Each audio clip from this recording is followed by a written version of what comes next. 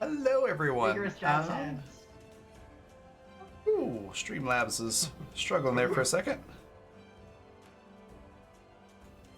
There we go. Now everything's loaded in. Hello. Welcome to another Friday Community One Shot. Tonight's going to be pretty fun. We're doing a one shot of a Skyfarer game, which I'm pretty excited to see. And we're gonna have Rowan DMing this for us. Before we jump into all the action, though, I'm going to give everybody a chance to introduce themselves, tell us a little bit about themselves and their characters. I'll talk about viewer actions, how you, the audience, can actually get involved with the game. You can actively participate in what's going on. And then we'll hand it off to Rowan to run the game. Real quick, thank you very much, Michael, already for that $2 donation, and to Michael and Gwen for those hosts. Much appreciated. Before we jump into everything, as I mentioned, let's do introductions. So, Rowan, tell us a little bit about yourself and this game that you're going to run for us. Hello, I'm Rowan North. I'm a freelance illustrator and art educator, and I am running this game. It's called Skyfarer, and it's by the team behind the Fallen London, which is a browser-based game that takes place in basically self-explanatory, a fallen London, a London that was swallowed by hell. And so it's this alternate history that's all dark and twisted and kind of steampunky yet horror-y. It's delightful. I used to love playing this game, and when I found out that they had a RPG book available kind of set in the same world, sort of, I was very excited to try it out. Plus there's a weak spot in my heart for steampunk stuff, as that was a huge part of my life for a while. So yes, I'm very excited to play this. So fantastic. Next we've got Lisa. Tell us a little bit about your character and yourself. Unmuted. Okay.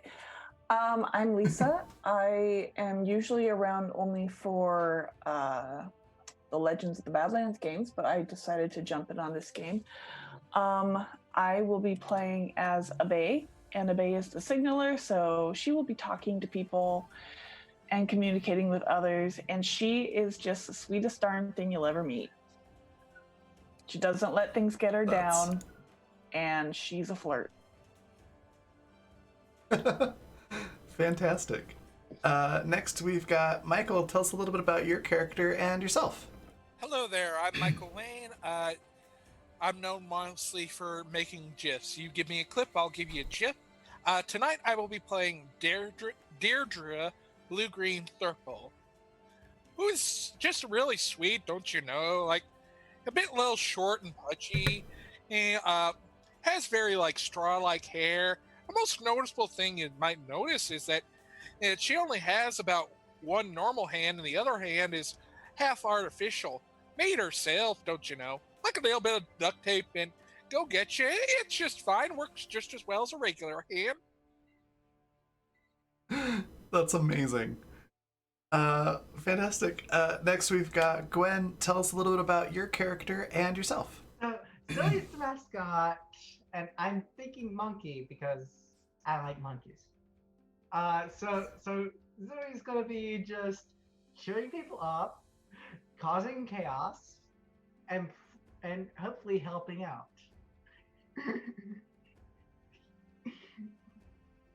Very cool. So hold on. Is Zoe literally a monkey? Mm-hmm. Oh my goodness.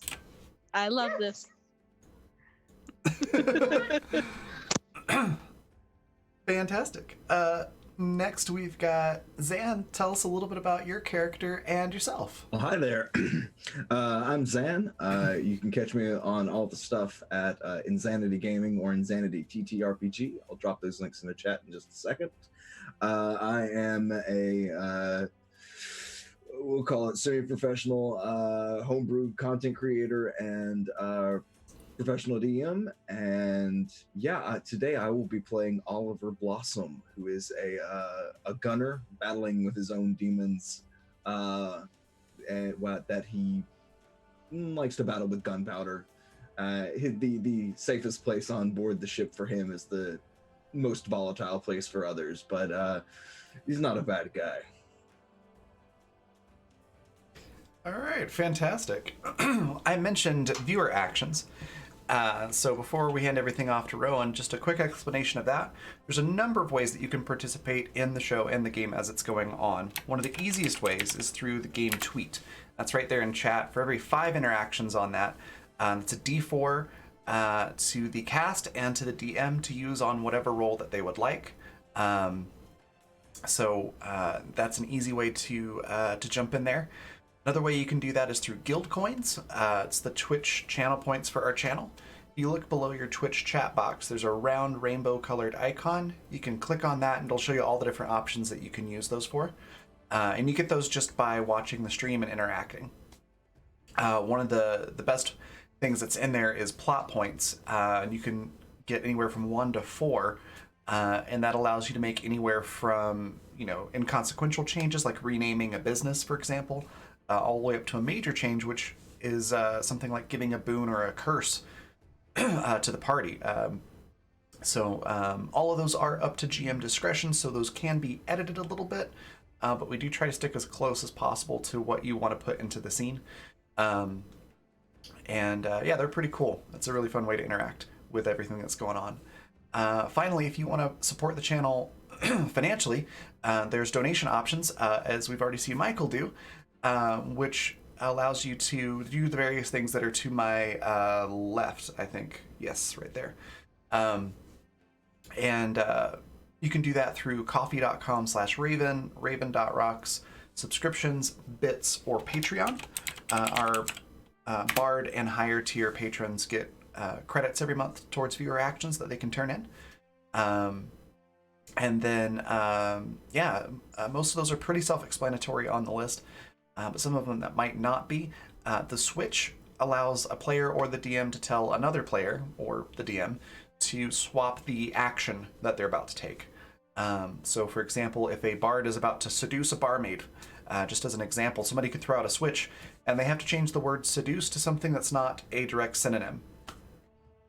So it's a way for players to sort of nudge the story in different directions a little bit, usually in pretty humorous ways.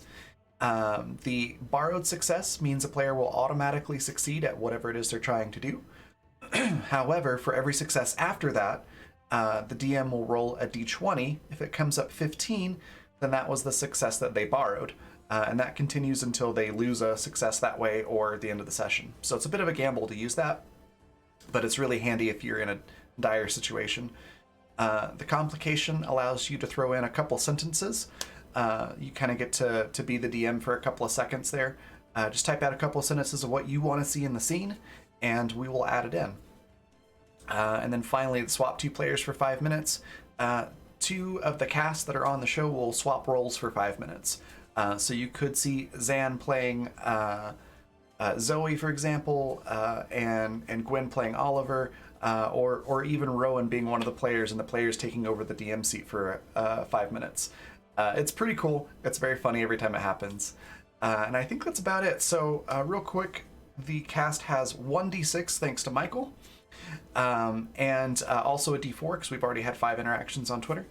And then the DM, you have some leftover from our last community one-shot. Oh. So you're going to have 4d4 and 3d6. Better to torch those you never with got it. used, so... Better to torch you with, my dear. Exactly. So yeah, that's everything. With that, I'm going to pass everything off to Rowan and get off of here. But I'll be back at the end of the game to talk about a few things. And yeah, take it away, Rowan. All right. So, just a bit of explanation. You all work on the Morrigan, a black ship that hails from New Ireland when Ireland was swallowed by the earth. The Morrigan became infamous for flying its skies. This ship is big, black, and just looks very threatening, but it turns out that at least Connor is a sweetheart, who is one of the 2 captains. It's run by Samuel Blood and Connor Blood, and they say that the ship itself was blessed by the goddess Morrigan. Their whole goal is to find treasure, and get to the bottom of myths and find artifacts of power here in the fallen world. And you are their crew. I just want you guys to explain a little bit about like why you are there with them, like what exactly your goal is in all of this. Like, what do you think of Samuel, this kind of threatening, like strong personality, and Connor, this really like kind of nerdy bookish sort. How do you think of your captains? Like, what is a normal day in your life here on the Morrigan? Let's start with Abe. So Abe loves to see the best in everyone. And when she was younger, she heard about this opportunity to see the skies, and it sounded so whimsical and magical to her that she just couldn't say no. And even though she saw the ominous black ship, she still went for it. Just looks full ominous. throttle. It's great. Yeah, it's perfect. It's wonderful. And she is having the time of her life. And her captains, again, she wants to see the best in everyone, even the scary one. And she just always says, oh, he didn't mean it. He's having a bad day. Nothing is a personality flaw unless you get really mean. But hello there. Yeah. So where exactly are you normally on the ship? Are you normally like hanging around the captains? wherever I mean, it's a would- relatively small crew, so. right, wherever she would be needed for communication. Otherwise, she's probably just keeping to herself, but she loves to be around other people and she loves to talk to people. So if there are people around, she will probably seek them out. But she Fabulous. can take a hint. Are you sure? Usually. Well, from what you know about the captains, is that Connor does enjoy the company. Samuel, not so much. Samuel is there to kind of command things. Connor's just usually caught up in his work and research. So you probably get along really well with him more than you do Probably. Samuel. Probably. Oliver, what about you? How did you end up on the Morgan? Oh, well, the thing is, it wasn't really intended. Sometimes life just hands you a hand, and you got to play it as best you can. He was in a game of cards, and was losing pretty poorly, and decided he needed to get out of town fairly quick. And as he did so, he found the easiest job that would get him out of town, which was on the Morrigan. Unfortunately, soon after he was on the ship, he realized that this involved a lot of the things that he does not love in life, like heights and thunderstorms and a few other unpleasantnesses. Luckily, very few spiders. So he spends most of his time inside the gunwells. He does enjoy the quieter of the two captains, though he doesn't really have a bad list of anyone. But you don't really see him above decks most of the time, unless they are docked, and he usually has had a little nip or two of some of the stronger stuff just to fortify his nerves when he has to go and look out on that vast, endless sky and all of those clouds and the really, really, really long way down.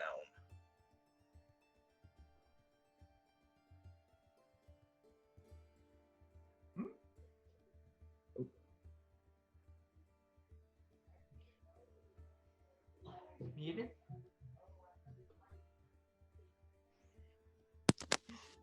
Oh, I'm not. No, I'm not muted. What? No, you're not? I wasn't originally. I don't know what happened there. Okay. So Zoe. Yeah, so Zoe ended up on the ship because because they were stealing food, and one of the captains thought that they were cute and decided to keep. That was probably Connor. Yeah. Connor just finds this monkey and it's like, brother, it's adorable. Why don't we keep it? And Samuel's like, no. And Connor kept it anyways. So Zoe avoids Connor at all, Samuel at all costs. yeah, he tends to be somewhat no nonsense at times. Fabulous. Where are you usually? Are you usually around Connor or around the rest of crew, or? Usually around Connor, but can sneak off into the hold sometimes. Usually when they sneak off, Connor finds them in the hold. Very nice. All right. And that leaves us with, it's Derdiru, right?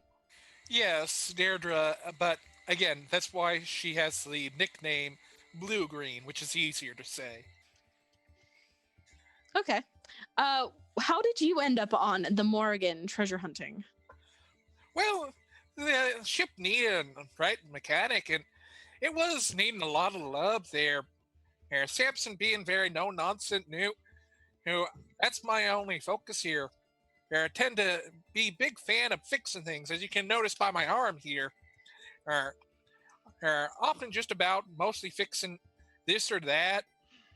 Often will have it like at least one or two times where Connor will try to have my advice on things that don't really matter. And often we'll need to either distract them or introduce a large wrench to end conversations with Connor. So you tend to prefer Samuel more than Connor, then, is what you're saying? Yeah, Samuel understands the respect of like, I'm here to do a job. I need to do that well. Connor, on the other hand, doesn't seem to understand that we need to do things proper, right? Him just jabbering about this or that. Lovely. So it's a normal day in a port town on one of the floating isles when Connor actually brings all of you together. And he says, we have a lead. Have you all ever heard of the Eye of the Storm? No, I don't see how a storm's really a worry. And Well- Oliver just quietly glares. I mean, I'm not like it's not a literal eye of a storm, like, or metaphorical. It is actually a literal object that storms tend to center around. It's the legend goes is it's some sort of object blessed by the gods. It can give whoever finds it power. Samuel is listening to him go on, and he's like, it is said that I was blessed by a storm god. Do you got a point you're beginning to here, Connor? Connor says, well, we have a lead. I know how to get through this storm. You see, I was actually in town and happened to end up by an old shop, and they told me about an explorer that actually saw it. There was a photograph in this store of the Eye of the Storm. More than that, I continually have these dreams, and I know that that's strange to say, but at this point you all trust me, right? That I do have prophetic dreams and all of that. And I know the way to get through the storm. Samuel? Samuel pauses and he says, I'm not certain about this. However, I've looked at Connor's calculations. It seems to be something, at least. Regardless, I personally am interested in finding the Eye of the Storm. It is fairly infamous. If these calculations are right and we can get through the storm, then we will be legends.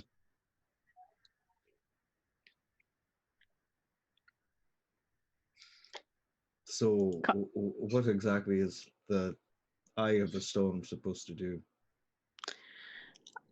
Connor speaks up. It's like, it's said to give whoever possesses it a lot of power. They are able to, electricity will course through their veins. They will be able to summon storms. They will be able to do miracles, walk on water, fly. It's gonna turn them into a lightning rod, is what you're telling me. Well, I didn't say that you had to be the one holding it. That's a little bit of anxiety right there. Don't know how I feel about that. I had an uncle who had lightning run through his veins once. You can't have kids anymore. So what you're saying here is Samuel says, "Thank you very much." Rubber. Rubber is smart. Rubber's very smart, I would say. Okay, I'll start getting some rubber to add to the mask. Samuel says, "I'll tell you what, Oliver. We will keep this as far away from you as possible." Look, I appreciate the concern. It's not about me. It's not that I'm scared of the thunder or the lightning or anything like that. It's a safety concern. It's the gunpowder, it's a little volatile, and I would hate for any wayward sparks to make it something a little dangerous and untoward happen. Oh no! If the legends are correct, Oliver, then that's not going to be a concern at all. You will be able to harness the storm and control all aspects of it.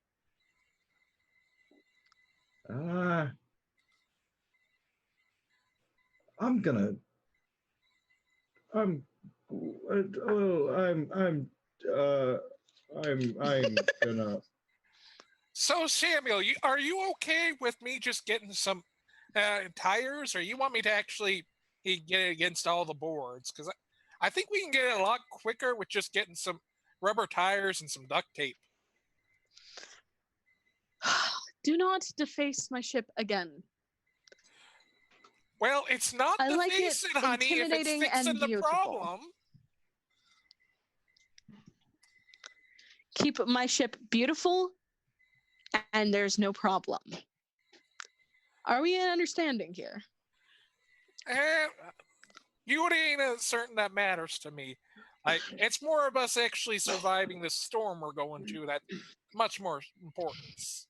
Because I think you want to get the thing, don't you? Yes, I suppose we do. Captain Sammy appreciates aesthetics, though.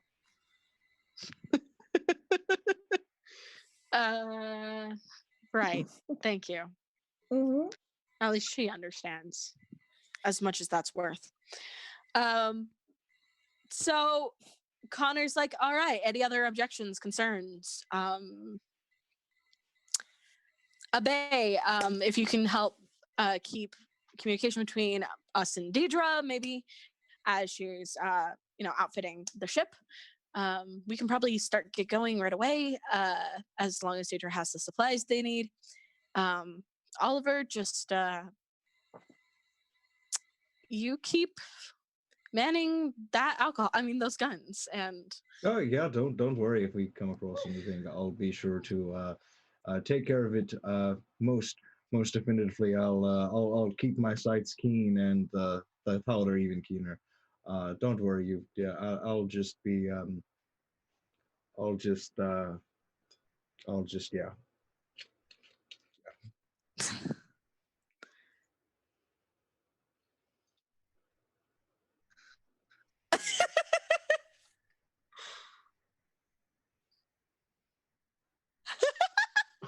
amazing.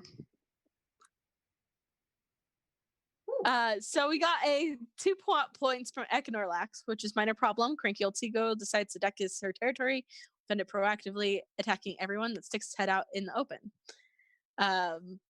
That's fun. Oh, by the way, for that scene, Oliver, please take 1 tenacity point. Deidre, please take a tenacity point. For playing your character super well. Connor's like, well, Zoe, I guess you'll help me research. At the second that Connor tries to step outside of the meeting room, suddenly they're attacked by a seagull. And they're like, well, that's a problem. Hey, don't worry about it. You got it. You just stand still there, honey. And Deirdre pulls out some duct tape. Okay, here we go. And then just like as it's pecking, just wraps it around the pelican, just like this duct tape. Zoe starts swatting at the pelican. No, honey! Like you're gonna get duct tape too. No, honey. So Samuel's like, all of you stand back, and pulls out a pistol and just shoots the thing dead right there. Somebody clean that up. And he walks off. Oh yeah, that's fine. This is great for job security. Oh yeah, I've got one blinking job. Got one job, and old captain's got a pistol. Yep. No need for old Oliver. Yeah, I see how it is. This is Hey, hold on. Don't look at this as a problem. We got ourselves a dead bird that needs some cooking up. That's gonna need some alcohol now, aren't you? To cook that up right fine? Connor's like, oh dear God, you know that we have like actual food? Like actual good food. I I am not eating seagull. I'm sorry. Well, that's just looking at a gift horse and saying no. I'm sure That's that the there's point creatures of the underneath saying. that I'm sure there's creatures underneath that would really enjoy eating, disease-ridden birds. But I personally will not touch that. Thank you. Not that I don't trust your cooking ability, just, Not mine, I don't trust honey. your cookie ability. I think we've learned after me getting the bottle of water on fire, cooking is not my expertise. So we can agree that cooking a seagull is a bad idea. At that point, the ship actually begins to move, as Samuel's had enough of this and is starting to head on the way. Nope, nah, nope. As Oliver quickly goes down below decks.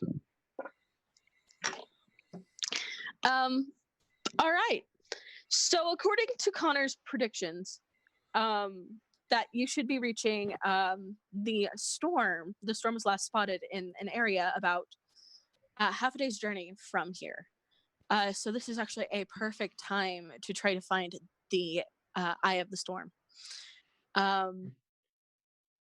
So what are you all doing in the meanwhile as you're prepping to find the eye of the storm or reaching the encroaching storm? Deirdre is just going along the hall like on a bit of a rope, like with some duct tape and some tires, and just kind of like getting them lined. But since the captain was so in particular about them having an aesthetic, they all spell out the captain's name. But they're all lined around there, so that way when we get struck by lightning, the lightning will get diffused by the rubber tires. Fabulous. Abe. Probably studying languages because that's what she needs to learn. Doesn't really have anything better to do at this point. So probably hanging around Connor too. Getting Right, any tea for Oliver. The special kind, the adult tea. Special kind.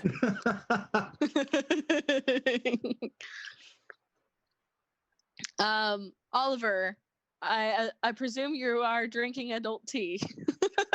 Drinking adult tea, having conversations with Elizabeth, Mary, Joanne, and Harold, the names of the cannons. And when he's not actively polishing them, he is trying to make decorative fireworks. He saw some of those, and he saw some once, and he's a little insecure about people seeing him make like bright pink explosions. But he thinks they're really lovely, and so he's just kind of tinkering around with it. Okay, and then Zoe. Yeah, Zoe's just climbing around. What's it, Samuel or Connor? Connor's room, and trying not to get in the way. Yep. Probably I failing a should lot. actually tell you that in this world, animals can talk. They have been known to talk, especially rats. So you can talk if you would like. Oh, I did not know that. That is perfect. I love it. Yes, there you go. So Zoe would just what you working on? Connor's like, it's research. We need to make sure that this is just right. The last thing we want to do is be swept away in a storm and die like so many others that have come before. I want to help. Yes, absolutely. Actually, I believe that Deidre will need help putting up rubber. So On it. And scurries off. Oliver, as you are sitting near the guns, doing what you do best, which is drinking and working with gunpowder, you actually hear footsteps near where you are. Usually you are left to your own devices. Usually the captains stay above deck. Deidre's, near the engine. Abe is usually wherever Connor is about. So it's very unusual for someone to be walking around. As I hear footsteps, I'll go, it would be awful if I was surprised right about now. Working with some real volatile chemicals, explosions happen real easy. It would be an absolute shame if something were to mess up my steady hand. Oh, yes, that would be pretty dreadful. Could cause the deaths of everyone. Samuel actually responds. He says, I am fairly certain that threatening your captain is mutiny. Well, can you prove that I knew it was you, Captain? And who else would it be? Well, the monkey has sticky fingers sometimes. The monkey doesn't have heavy footfalls. Monkeys are clever. He's like, I actually wanted to ask you something. Yeah? Well, what's on your mind? How small can you make a bomb? I mean, how effective do you want it to be? Perhaps just effective enough to kill a man. Hand size? Maybe a little smaller. Depends how close. Perhaps close to the chest. Oh, that. Small. Real small. Do you believe that if I gave you a pocket watch, could you make it fit inside? Well, I don't know how somebody's going to get a pocket watch close to their chest, but I could. That's what breast pockets are for, isn't it? Oh, fair. Well, I could certainly make it explode. Yeah, I think some of the shrapnel might do the work for us. Yeah, sure. I've done weirder things. Just a note of curiosity. No, don't look too much into it, there, Captain. But is there a particular color you'd like it to explode? Color. We're the dashing types. I figure you might want us to start leaving a signature mark. If it makes you happy, our last name is Blood. I will let you fill in the blanks. I can read between those lines. Yeah, sure. Leave the watch on the table, and I'll get to it. When do you want it by? Oh, can you have it done in about half a day's time? Well, it's gonna take me a little while to sober. That's the joke, Captain. I'm never quite sober. Yeah, sure. Yeah, no worries. I'll get started on it now. Very well. And he sets a pocket watch on the table. I'm not gonna touch it until he leaves. I've got to have that little bit of point of authority. All right. Thank you, Captain. I'll get right on that. So, he's like, oh, yes. Will there be any way to set it to a particular time, or will it just go off? Perhaps a trigger of some sort. I can make it go off if it's hit, or when it strikes a certain hour, probably. Kind of your pick. Which would you prefer? He pauses and opens his journal and looks. He's like, let's do 6 o'clock. Oh, yeah. That's no worries. I've got it. Thank you, Oliver. Yeah, You'll be paid quite well for this. Remember this when bonuses come up next duel. I'll appreciate it. No, I can do you better. And he sets a bag of gold on the table. Now, not a word of this. Not a word of what, Captain? I'm sorry, I don't have a blinking clue what you're talking about. That's what I thought. Thank you. And he walks off. and he's not going to touch it until that door closes. Well, he leaves, so. Oh, it's Christmas. It's Christmas. It's a decent amount of money. Actually, the money I believe in the Echo Bazaar is echoes, so it's a good 100 echoes. Ooh. Is it actual gold? I believe so. Oh, I'm Or gonna like a take. hell gold. I'm gonna take like about 20% of it out, and the rest is pocket money. But that 20%, I'm going to do some really nice filigree on my guns, and make them look real pretty. But yeah, I'll get to work on that. Business before pleasure, so I'll build the bomb before I start tinkering with my arts and crafts. Probably wise. I don't think Samuel would be very happy if you've already used the money before you've made the thing. Yeah. Then do I need to roll anything to make the bomb? Yes, actually. Let's have you roll. Let me check my notes here, figure out what stat would be the best for this. I believe that probably iron. Great. And this would relate to me being a gunner, correct? Yes, absolutely. So I you get to roll, take advantage. Cool. So 2d10 and take the better. Mm-hmm. All right. 1d10 and 2. Ooh. Ooh. Well, you can take the 5.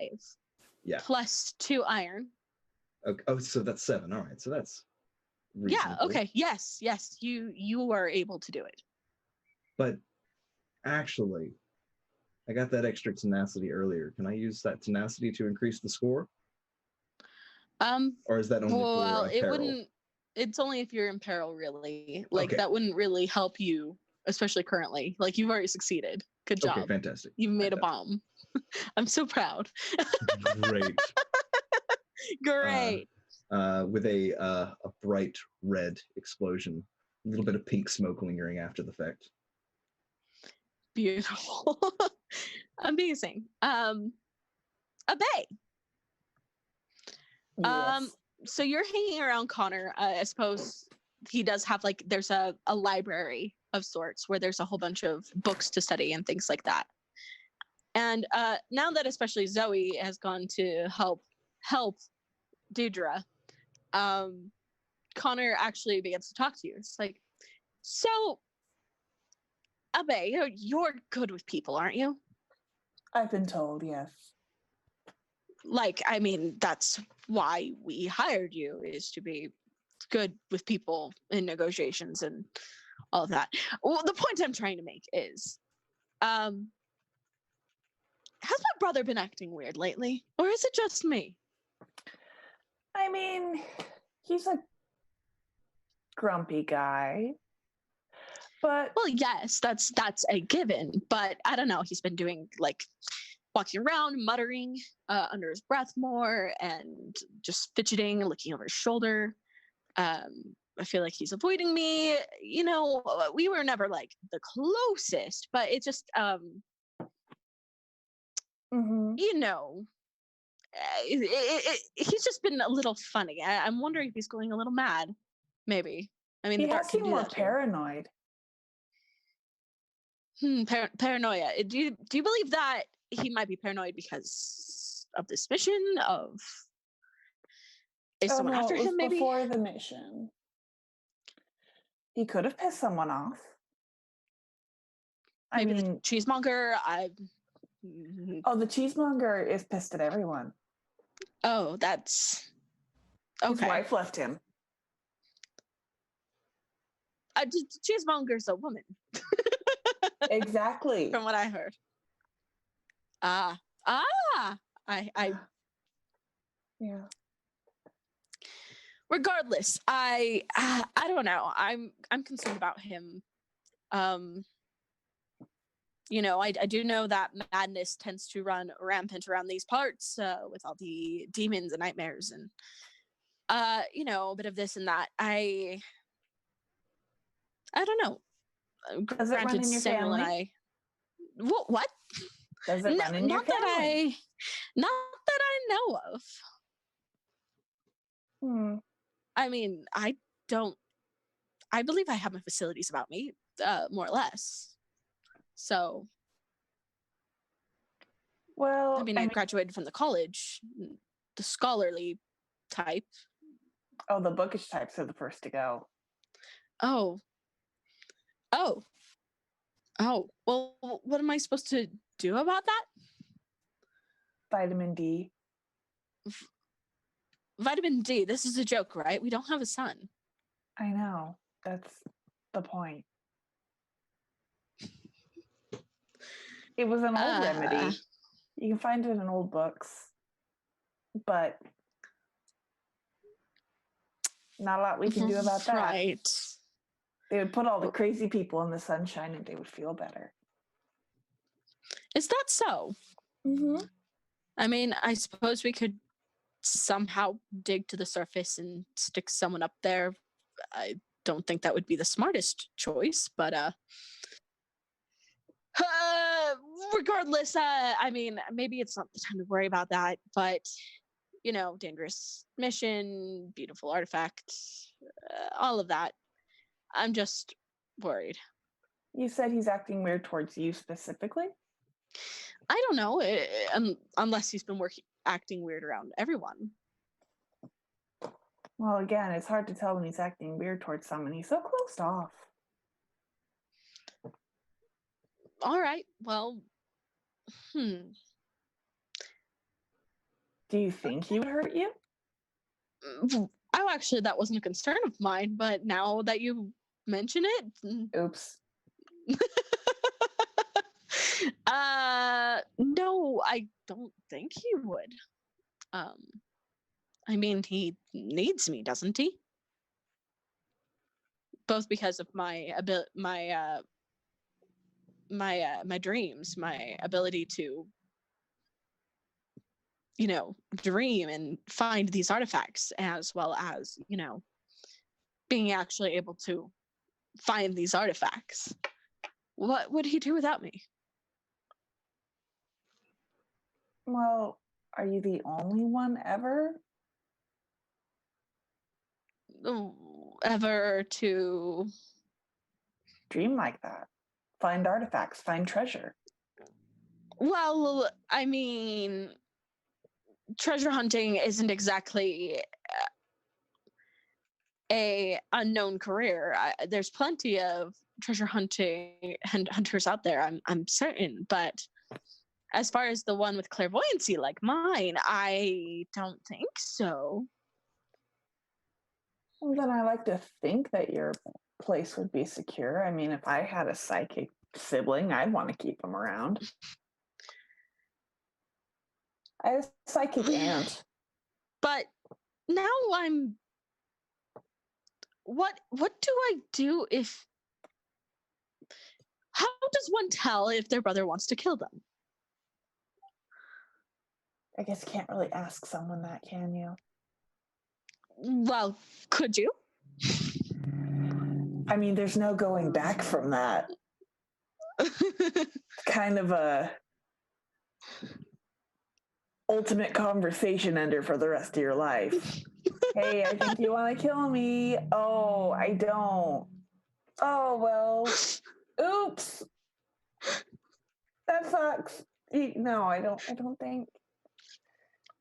I mean, you could ask him, but honestly, knowing your brother, if he did want to kill somebody and you asked him, he would lie. Oh, well, there must be other indications than just asking someone. I guess just keep an eye on them. Watch out for suspicious gifts. If he brings you a drink when he's never brought you a drink, don't drink it. I will keep that in mind. He does bring me drinks. on occasion when we're on good terms. When he's in a good mood. You know, Abe, perhaps you should be the one to keep an eye on him. If it's me, then it's suspicious, and plus I have work to do. Maybe you should keep an eye on my brother Okay. or something. I should go check on Zoe to make sure that Deidre hasn't, throttled them. Right. Yeah. Well, good talk. It definitely helped my nerves. Good. I'm glad.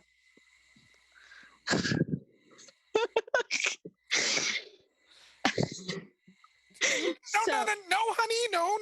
You don't be like that. Like, okay, that's nice. Why not, instead of you trying to help me, why don't you try getting some paint and give it, like, red instead? That way, like, you're not having to deal with the mechanical aspect and make things worse for me, honey. I'm just going to get No, I know what I'm doing here. No. Okay. You Also- know how I have no idea about this thing Samuel's on about the aesthetic. You're a creature with a lot of heart. Why not you take the red paint pad that we got in the closet, come out with that, and just go over and paint everything while I do all of the actual things. You do the aesthetic things that I have not been able to do. Yes, very fun.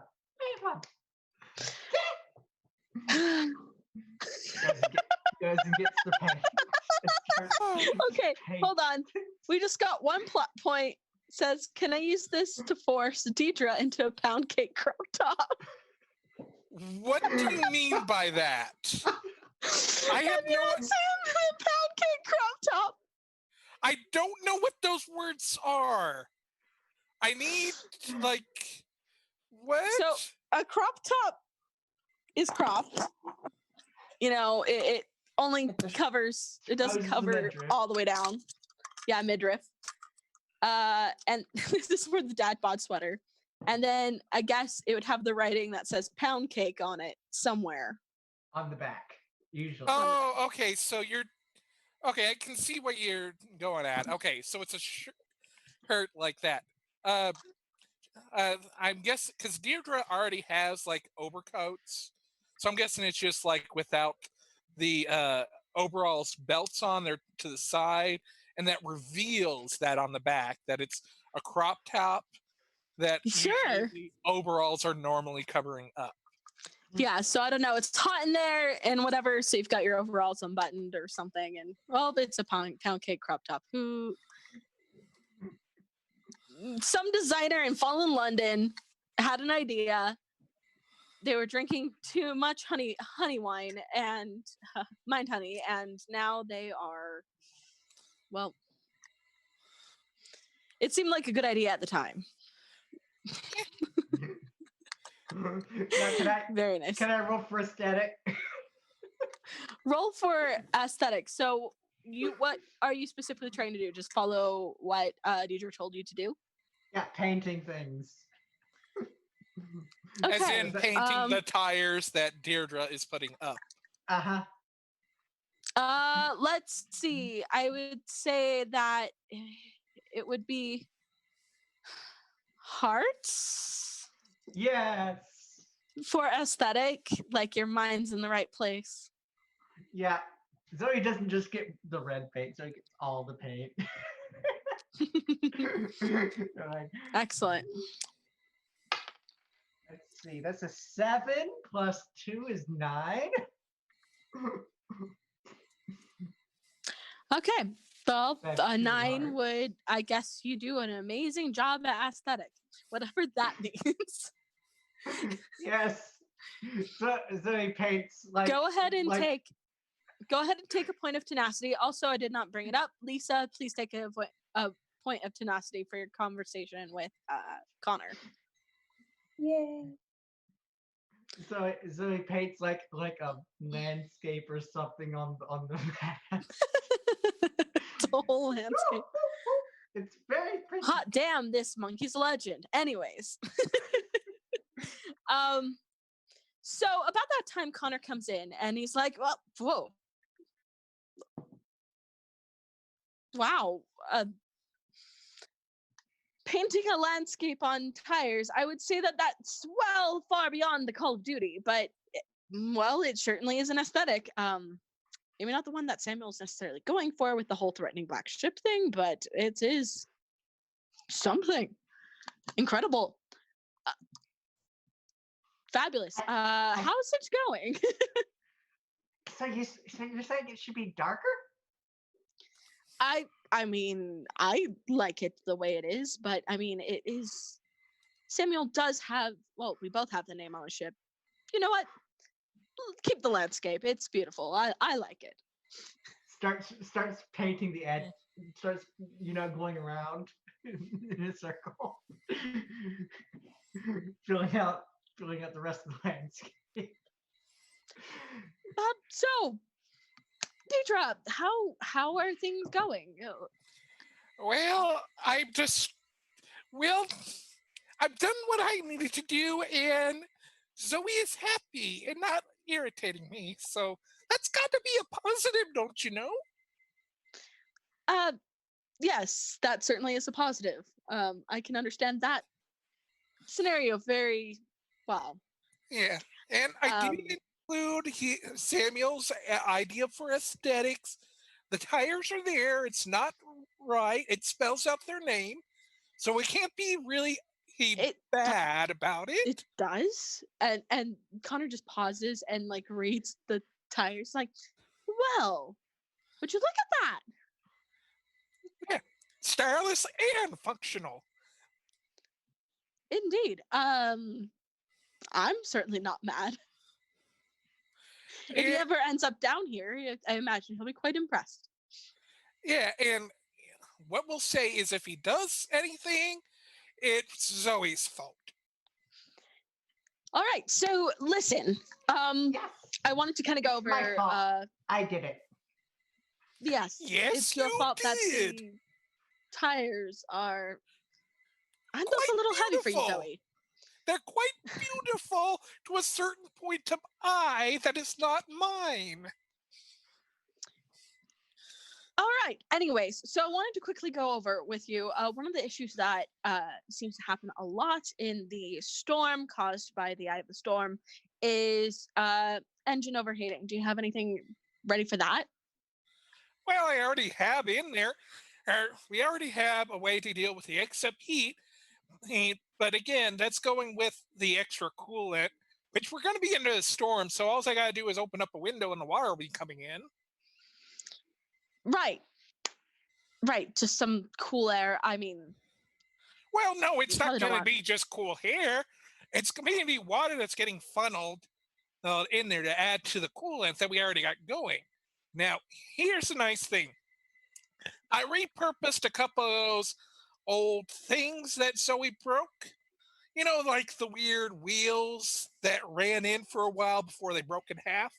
So they turn as we get the excess water, we'll get an extra boost of energy. So we don't have to worry about that excess energy now, you see?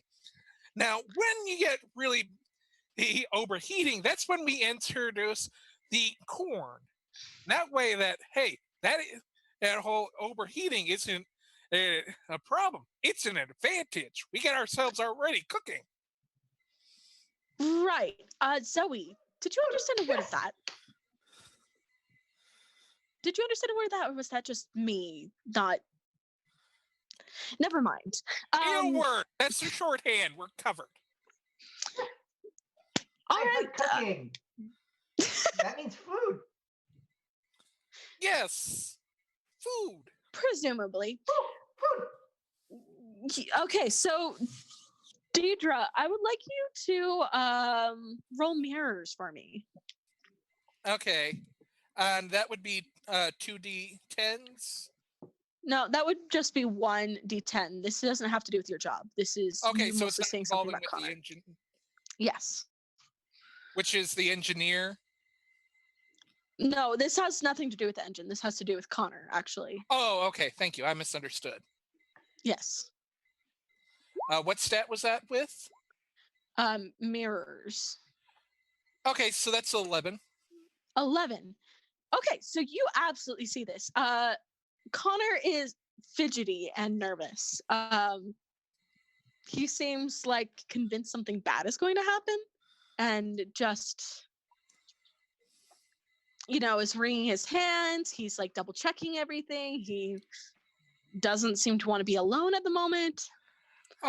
Something's clearly wrong. Zoe, look, Connor is a distraction. I'm a distraction? Wait, what? You have a problem that's distracting you, and I think Zoe can help you out with that. Bye! Yay! What do I do? It's nothing. Just something a little bit that's been on my mind is all. I had a beautiful conversation with, our beloved Abe, and I was asking her, like, what would happen if perhaps, like, what does it look like if your brother is planning on killing you? And she said he might be. Well, at least nothing to assuage my nerves. I don't know. I had a dream, and unfortunately, other dreams are very helpful in some respects and not helpful in others. You know what? Never mind. It's nothing. Your dreams are usually correct. That's what I'm afraid of, but they're also cryptic. So who knows? I think Samuel might know. And what am I supposed to ask him? Oh, brother, are you planning on murdering me? No, I ask. You ask him if you... I believe that that's probably a very bad idea. Now here, Zoe, if Samuel was going to kill me, what would he use? What would you think? Would it be poisoned wine? Would it be a knife to the chest, to the back? Ooh, he would probably just shoot you. Well, the good news is if he just shoots me, I can see that coming. So that's something at least. Ooh, I think you should just, be careful. Thanks. I hadn't thought of that. I stay on your shoulder, and you just keep me around. And if Samuel tries to kill you, I save you. And how would you do that, Zoe? Ooh, I don't know yet. Well, when you think of it, actually, I have an idea. Perhaps something, a foolproof method to make sure that if I am shot, well, at least to discourage him from shooting me. Let's go talk to Oliver, shall we? Ooh, yes. So, Connor goes down to the gun deck and knocks on the door. Much it would be a shame if anybody disturbed me while I was working. Got double shaking hands right now would be a bad idea for a bomb to go off. That would yes, be you most say that. unfortunate for everybody You say that around. every single time you are even remotely bothered, but this is important. I'll clear away what's on my desk. Okay. Go ahead and roll Veil. Veil. Can do. Could I just say Zoe climbs in the corner and listens? Also, Deidre, please go ahead and take a point of tenacity. Same with Zoe. Thank you. What was that Okay. for? That whole scene is Okay. incredible. Yeah. That's a 9. Can I just say Zoe climbs the corner and listens? A 9. Dang, you guys are On getting some Fox or really something? good rolls. Yeah, no. Connor's distracted and that works. That definitely works. However, go ahead and I'm going to roll a d4 against you. Oh, nice. Yeah. Ooh, that's -3. All right, just a 6. Just a 6. It is still hidden. However, Connor does see you like move something off your workspace, and he's a little paranoid right now and nervous. So that doesn't bode particularly well. He's like, Oliver, Yeah. you're a paranoid sort. No, not paranoid at all. Just insistent that I do in fact see tomorrow. That doesn't make me paranoid. Being paranoid doesn't change the Yes. fact that there might be something around the corner waiting to eat your face. Yes, this is exactly what I'm talking about. So in your paranoia or Reasonable beliefs. reasonable paranoia, whatever. Say if you thought maybe someone was trying to kill you. What would that look like? What would you do against that? Huh. Well, I'd make it conspicuously known that my death would mean their death as well. Excellent. That's kind of what I was thinking. Not that anyone's trying to kill me. Why would they do that? We're acting a little squirrely there.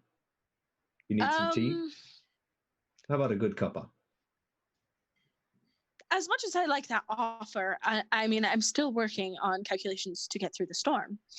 However, what would you like say? Could you make bombs that could strap around my body so that if I was shot, it could blow up the other person as well? Oh yeah, sure. That's called a dead man's break. Yeah, that's no problem. Okay. Well, you'll have to hold something down all the time, and when you let go, it'll explode. So it's a little bit of a live wire. But if you die, then well, if I'm actually being, killed, then I guess I die either way? ? So, we just got 1 plot point redeemed for the bag of gold is noticeable. oh man. Oh no! So, Connor pauses and he's like, "Hold on, what is that? A bag of money? It's gold." Yeah, it is. I did pretty good at a hand of cards, right before we left. Hand of cards. Really Did you good. even leave the ship? Yeah. How else was I going to get more tea? That's fair. I mean, I tried to make sure you have a decent supply. I mean, I'm in charge of supplying all that. The problem with that is, though, if I drink only the tea from the commissary, then you know exactly how much tea I'm drinking, and that might oppose some of my religious views. Your religious views of hiding how much you actually drink? Yeah, pretty much. Right. And what religion is that? The Brass Embassy? It's the religion of you asking a lot of fucking questions there, friend. Right. Well, it's kind of my job to ask questions. Anyways, so this dead man's stop, you said? Dead man's break, yeah.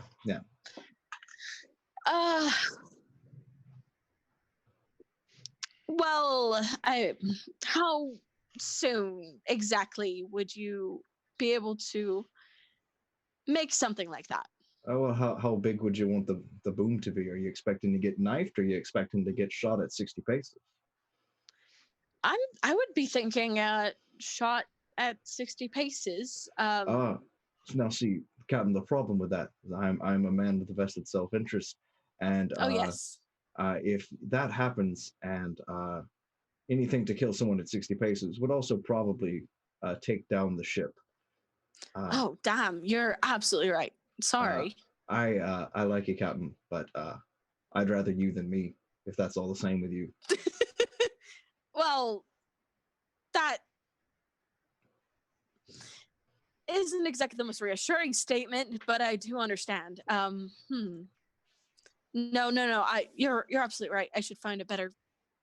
And I mean, this is all hypothetical, of course.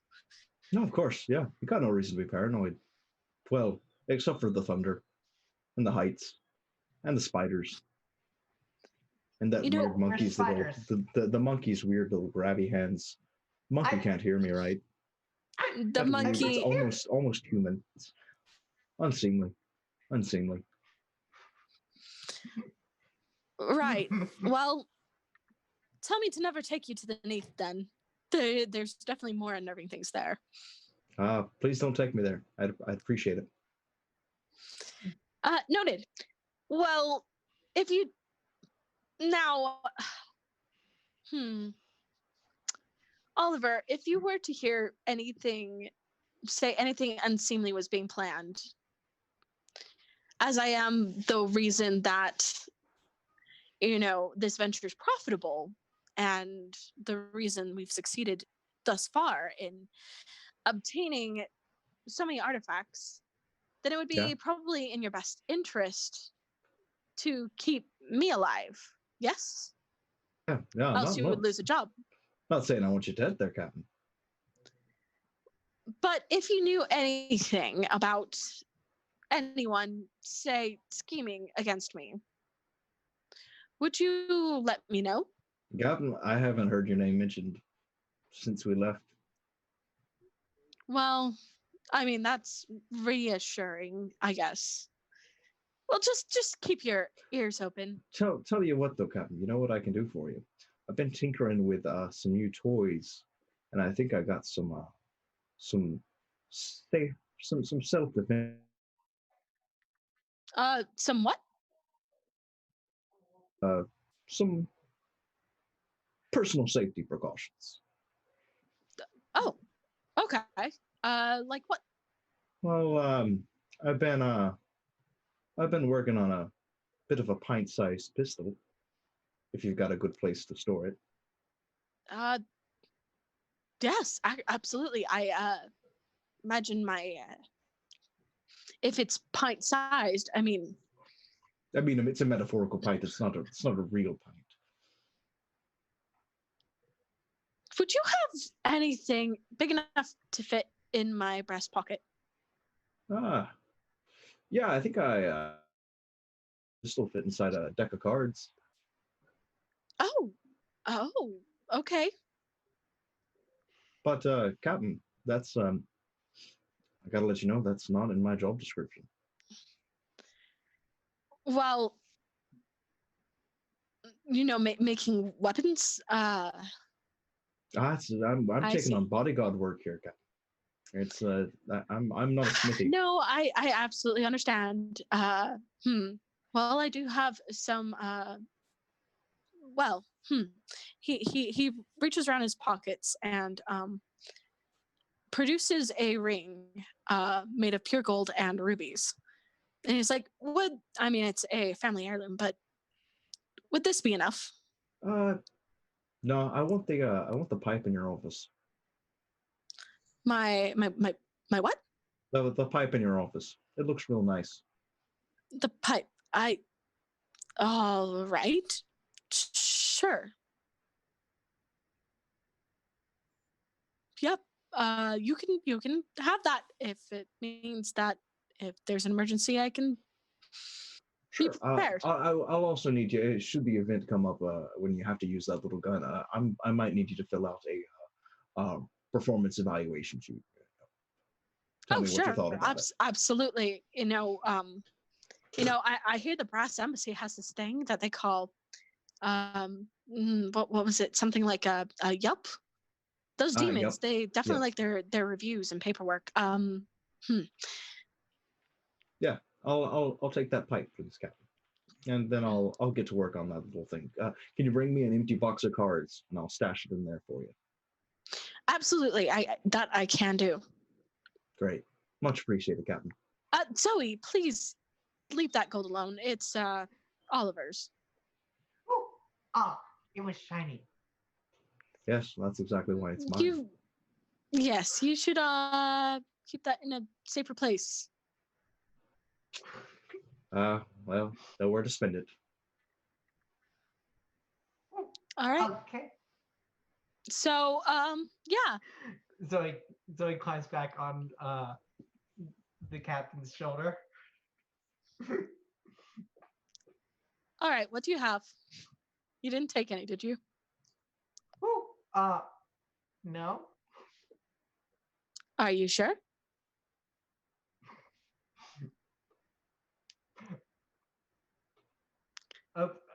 Opens their Roll hands. veils. Roll veils. Opens their hands. Oh wow, that's 9. 9. Oh, yep. You don't have anything. Connor's like, well, okay then. Oliver, you're going to take 2 points of tenacity. Excellent. All right. So, you guys continue working away at your various jobs. Abe, have you been tailing Samuel? I have. All right. I would like you to roll for me. Let's do mirrors. Mirrors. Okay.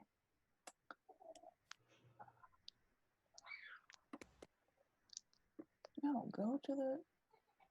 There we go.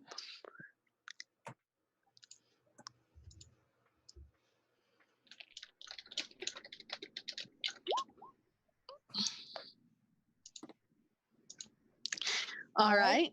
So 8 plus 1, 9. 9. I am going to roll a d4 against you. Ooh.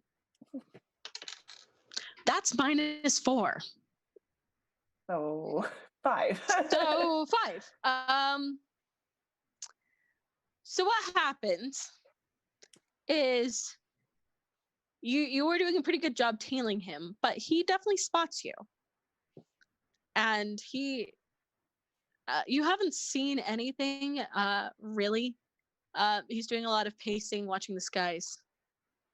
Pacing the skies, you said? No, pacing, watching the skies. Oh, Sorry. okay. No, I you're got fine. distracted for a second. Reading Michael's Say, comment. that's a neat Anyways. trick. Yes. He already can walk in the sky. What does he need the Eye of the Storm for? Right? He is watching. Actually, there seems to be a few flying creatures that have gathered just beside those storm clouds, and is keeping a close eye on them. And he says, "Yes, Abe. Can I help you?" Maybe. What are those creatures, Captain? Well, some sort of nightmare from the Neath, probably. Probably. Oh, come on. You're smarter than that. Well, if I was to take a gander, it'd be some sort of imp, probably. A blood-drinking bat. A creature from the realms of our darkest nightmares, perhaps. Have you ever been there before? To the underneath, I mean. Yes. Before we took you on, you lot on, I would actually do a bunch of adventures alone. There's plenty of souls and other very valuable things that are lost in the Neath for those who aren't strong enough to resist it. And what happens if you don't resist? Well, you go mad and either are eaten or waste away. So were you strong enough? I am here, aren't I? You said madness was one of them. That could mean you're physically here. Are you insinuating that I'm mad? No, Obey. absolutely not, Captain. I would never make such an insinuation. But I've never been to the underneath. And if And you look at you. go, You're certainly mad enough without it. Anyways, was there actually a reason for you to bother me? is there ever? Right. Now, are you quite done, or are you going to continue watching me from afar? Oh, well, it's a lovely view. But if you so desperately need some privacy, I'll give it to you with your little bat friends. Right. Where is my brother, by the way? Have you seen him lately? Last I saw him, he was with his books. Yes, this is Then I think strange. he So was you're going not to really go hanging around check. him. Then I think he was going to go check to see how the fortifications on the ship were going. Beyond that, I don't know. Well, very well. Perhaps it's best if you stick around him. Oh, every man needs a space. He's always keeping that monkey around, so apparently he needs it less than most. Well, that's a monkey. Zoe's great, but still a monkey. Little less obtrusive than a full woman. Right. From the gun decks, you hear, "That fucking monkey took my gold." Well, I mean, I guess that the monkey's not with him anymore.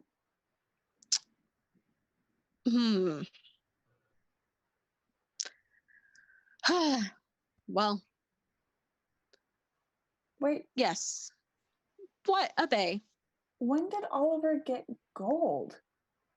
You didn't come offshore with us.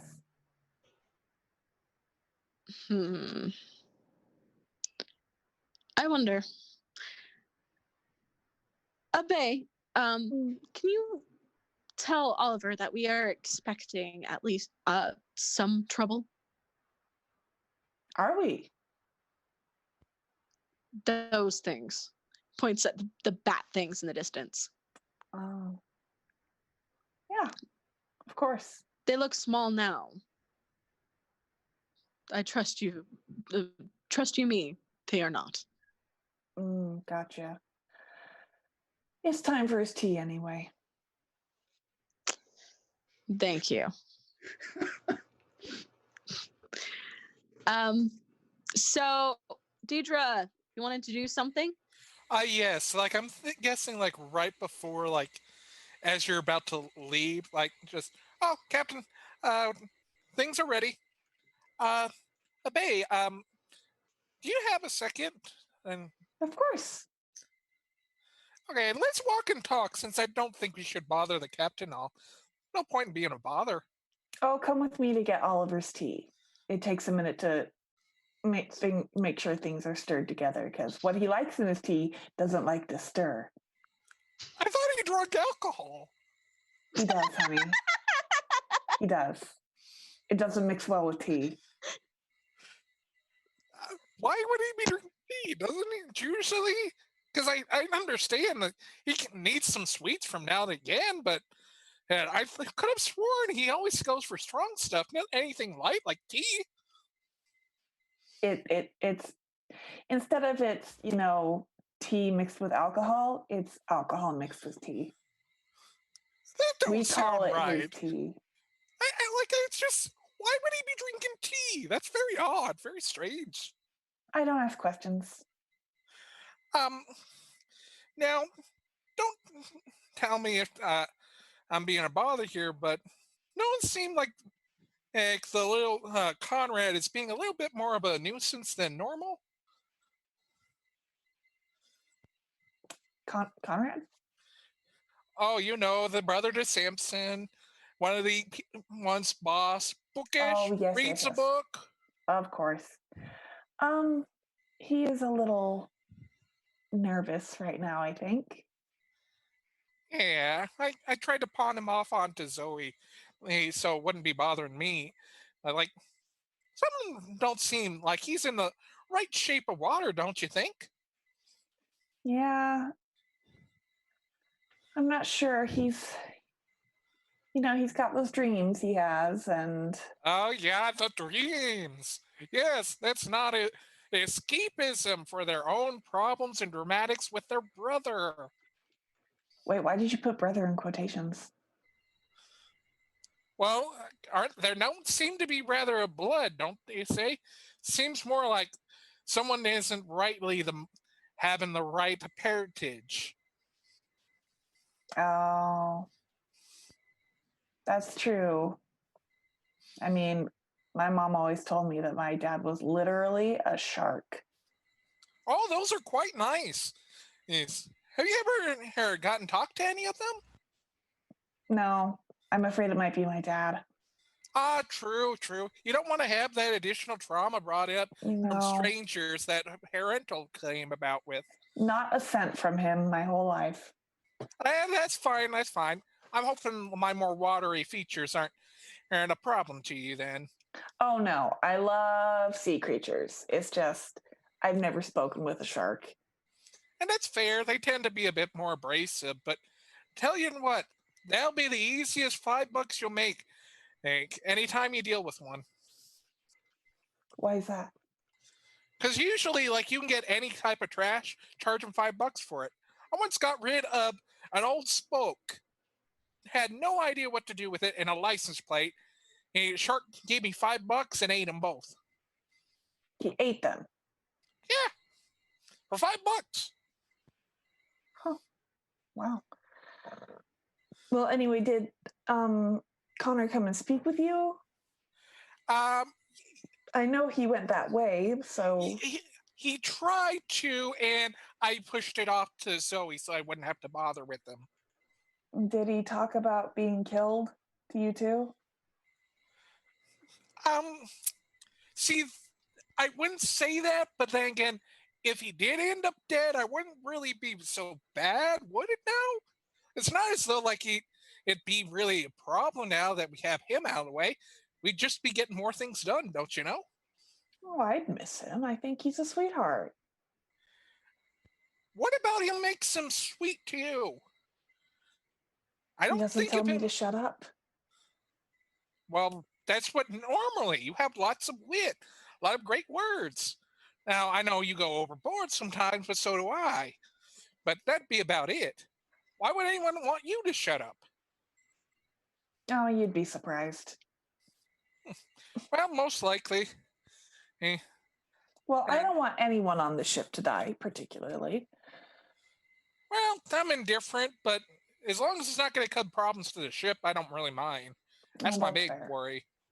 And it should be your big worry. Yeah. Um, So that reminds me. Do you care for popcorn? yes, I love popcorn with Okay. hot sauce. Okay. After we go through a nice, the engine gets heated up, I'll make sure to bring you some. Oh, thank you. You're quite When welcome. did you get corn? Well, short story is it didn't start out as corn. Okay. I will take your word for it. I know. It's weird how they turn. What the fuck would it be if it wasn't? Okay. Okay, corn cob. Corn. It's the Bad corn. joke. Okay. I'm gonna go get Oliver his tea, and I'll ask Oliver if maybe he's heard anything from Connor too. Okay, though. Oh, Well, and be just to careful. double check, did you see Oliver leave the ship last port?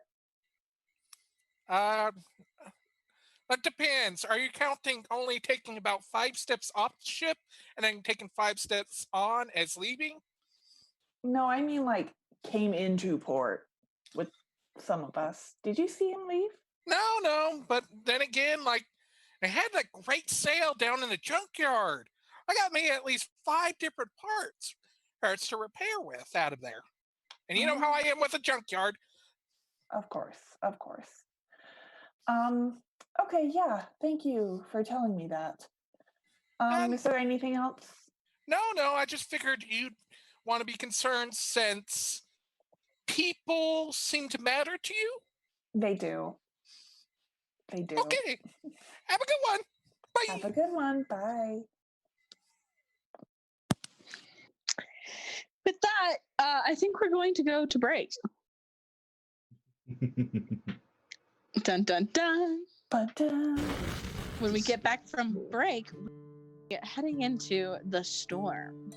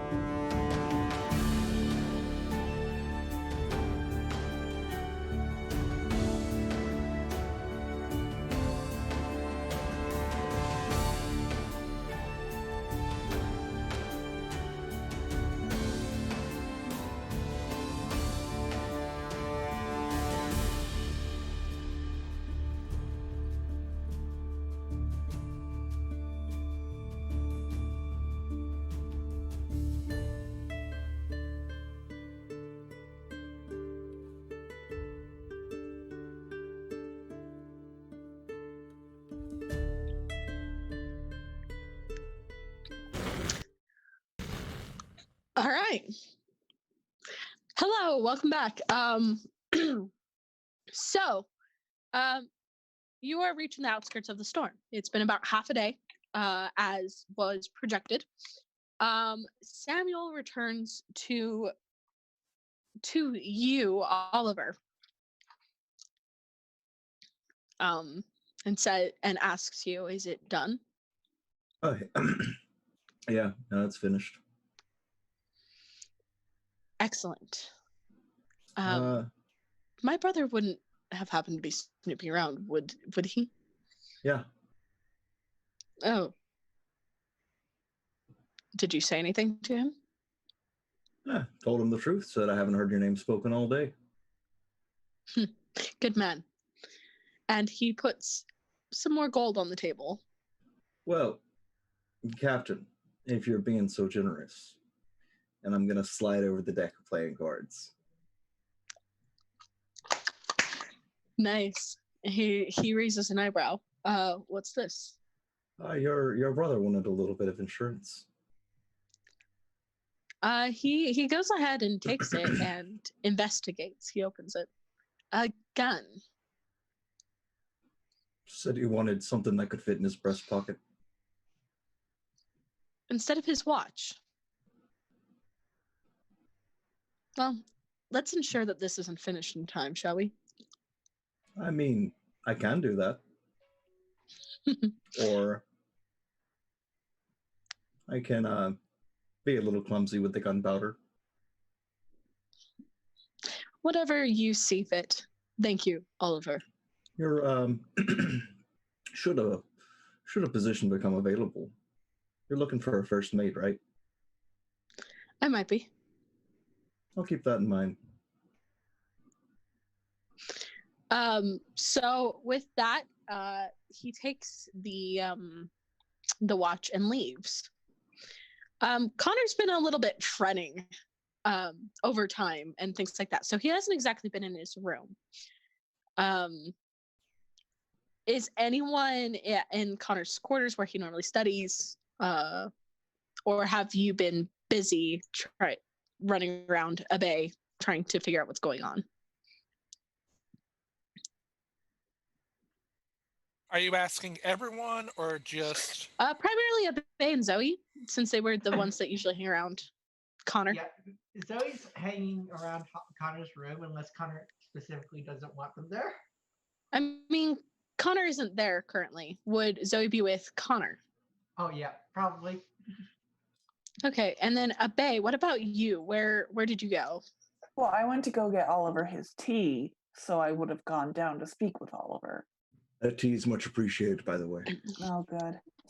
All right, as Abe, as you go to get Oliver his tea, you see Samuel leave. And he glances at you. He's like, "There's no need for you to warn him about the bats. I told him." Okay. I will still be offering him his tea. Very well. No, he's like, "You didn't tell me about the bats." No one informed me about this. I don't know we're gonna fight bats. I am not prepared for this. I'm not drunk enough for this. Oh, Is you the will shout, be. Is the shout Oliver- loud? Oliver's there like, wait, bats? Is the shout loud enough that Deirdre could hear that? The Nobody shout. said shite about bats. I got a plan! Ear yelled back. I'll It's talk to a Oliver about the bats. fine. Why'd you come down here then if you had sent me to speak with him anyway? You knew I was coming down here. I'm just making sure everything's in order.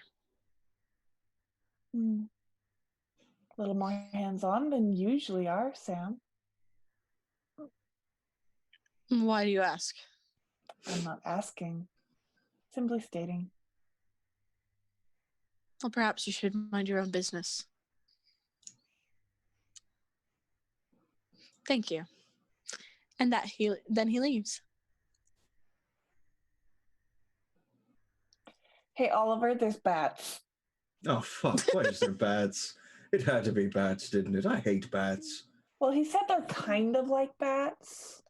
Oh, so they're kind of like something terrible. Oh, I'm sure that makes Yeah. them completely pleasant. Yeah. That's appreciated. He mentioned blood sucking. Oh, great. But after you drink this, if they suck your blood, they're going to just pass out midair. Oh, well, that's comforting. That's comforting. Maybe we should just sacrifice you. Oh, that's I'm teasing. that's no. Why would you? Why would you? Why would you even? That's not a fun thing. Take to a joke drink. about. Take a drink, honey. There you go. It's a little bitter. Did you oversteep it? Oh, that's not the tea you're tasting. Good lass. Mhm. I guarantee you, you have never tasted the tea.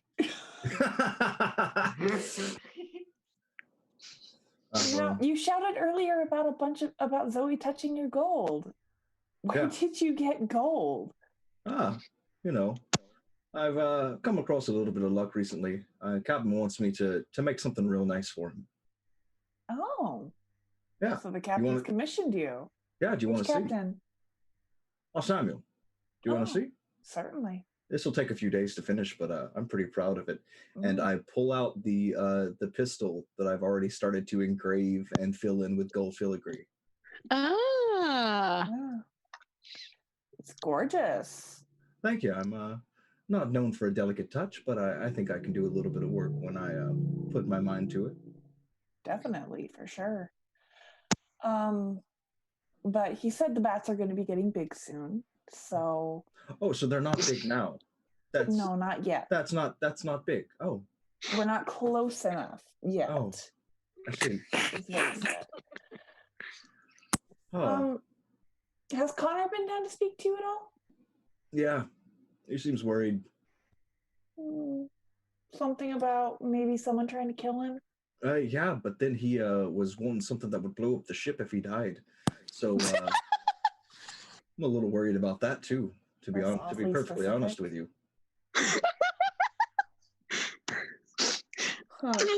Oh my gosh. Okay. Oliver? Yeah. Oliver. Yeah, what's up? Please take 4 tenacity points. Oh, well, if that'll it's filled up. It's completely full. Oh man, well, I guess take as much as you need to fill it up. Yeah, that's no problem. I'll just take the one then. Well done. Well, thank you very much. I think I do a good work. All right. Anyways. Thanks for the tea. I'll absolutely. I need to give old Elizabeth a little bit of a polish if we're going to see a little bit of smoking time. Oh, that's one of your favorites. Oh, Elizabeth is a beauty. She sings. She sings. She like a metal opera singer. Sure. Yeah, I got nothing. Yeah, I feel like the classics really missed out on you, didn't they? Mm-hmm. Yes. Should have read more Chopin. Absolutely. Read more Chopin. I'm sorry. It is actually a thing of opera metal. That's true. Oh yeah. Amazing. Anyways. I really need to listen to the music of Thoreau. Well, hopefully we don't have to throw anyone overboard. Drink more. Drink more. That's what I'm doing. That's what I'm doing. With that, do you leave or? Yeah, I'll probably leave. Go back above deck. I know that Oliver likes to be left to his own devices, for lack of a better term. Hey, they have names, you know. I wasn't talking. I would never disrespect your canons that way.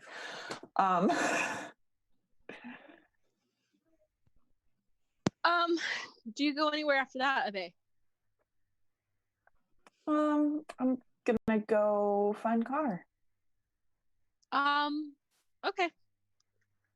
So Connor, I would like you. Actually, I would like you, Abe, to please roll Veil for me. Veil. What do I have in Veil?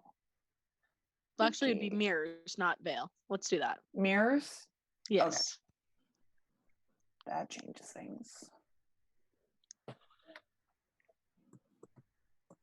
If I can type.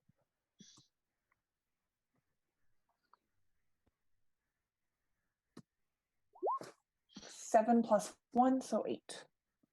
8. Okay. You see, as you go down to find Connor, you do see Samuel step out of Connor's quarters. Okay. Does he see me? Are you trying to hide, or do you? No, not particularly.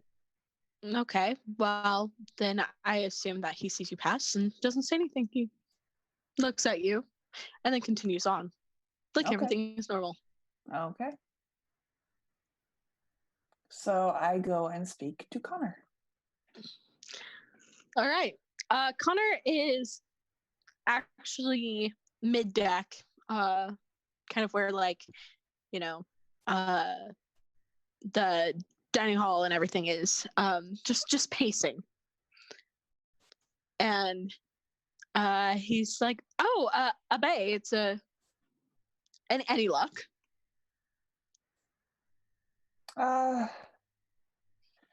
Hearing some conflicting things. Did you know your brother commissioned a pistol?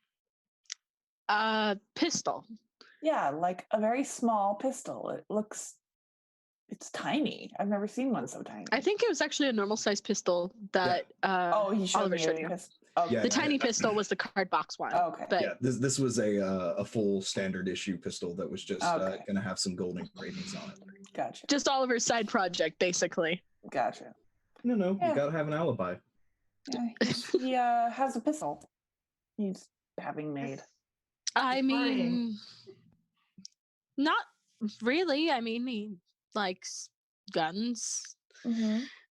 Does he already have one though? Yes, well, not gold engraved as It was I. very fancy. Well, Shiny. I'm not particularly concerned about that. Anything, I guess, else? Did you see Oliver? I'm asking everyone. Did you see Oliver leave the ship last port? I did ask him about that, and he did say that he did to grab more alcohol. He told me he came into luck. Came into luck off ship.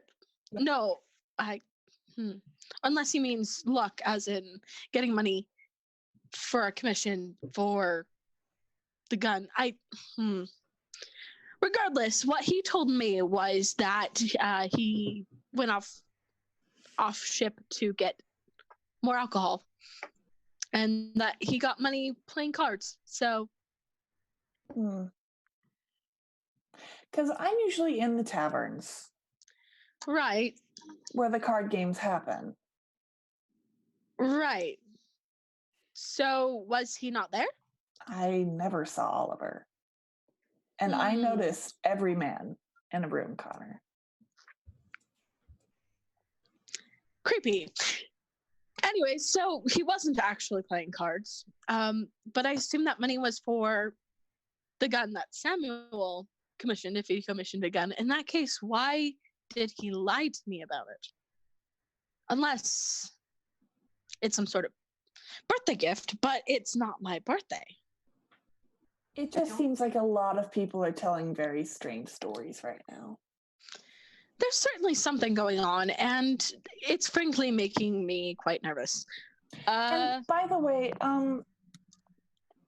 you don't lock your room, do you? Your quarters? I mean, I typically don't need reason to. I mean, you are in and out with the information and things anyways. So Does your brother typically come in and out a lot? not typically. Why did he? On my way here, he was exiting your room. And did you ask him why he was there? No, he seemed to just walk by me. Like nothing was wrong. Yes. Do murderers typically walk past like nothing is wrong? The good ones. Yes, the good ones. Thanks. That really does numbers on my on comforting me. All right. Do you want comfort or honesty? I'm not sure at this point. Maybe like from everything that has happened on this trip, how much do you think I'm just being paranoid? I Or won't is there lie. something actually going on, do you think maybe? I think there is something going on with someone, but I don't know who.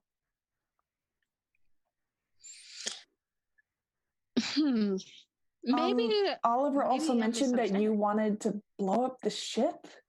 Oh no, that was no, that was actually a conversation in case I was wondering if there was anything I could do to say if I was shot. To make sure that whoever shot me went with me. And he brought up that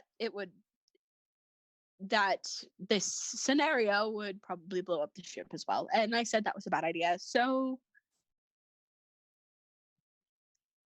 And you know, I thought about it more. I don't think your brother would shoot you. no, what would he do? Something more personal. He's not a backstabber, so. But shooting is something you do to distance yourself from someone. I mean, he is distant, though. Yes, but you're still his brother.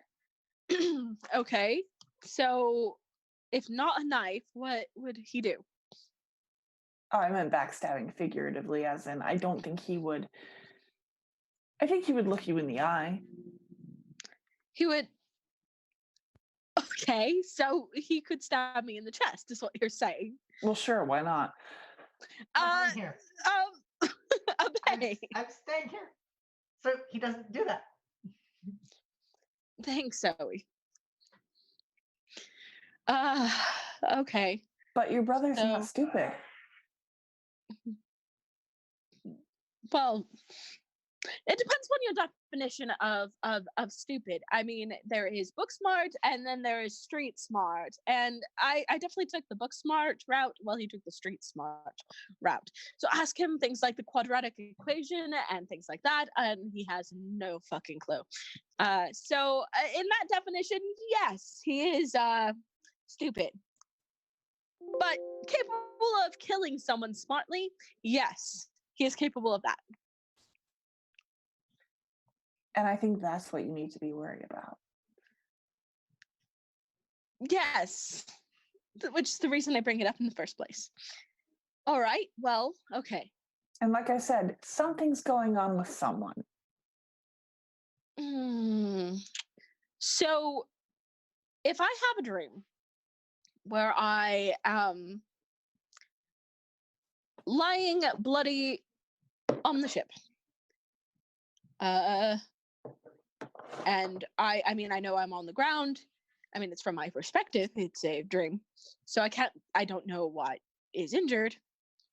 And there's blood, and I can't get up. So it couldn't be someone else on the ship that's trying to kill me. Not just my brother. Is that what you're saying? I mean, technically. In the dream, you don't see your murderer?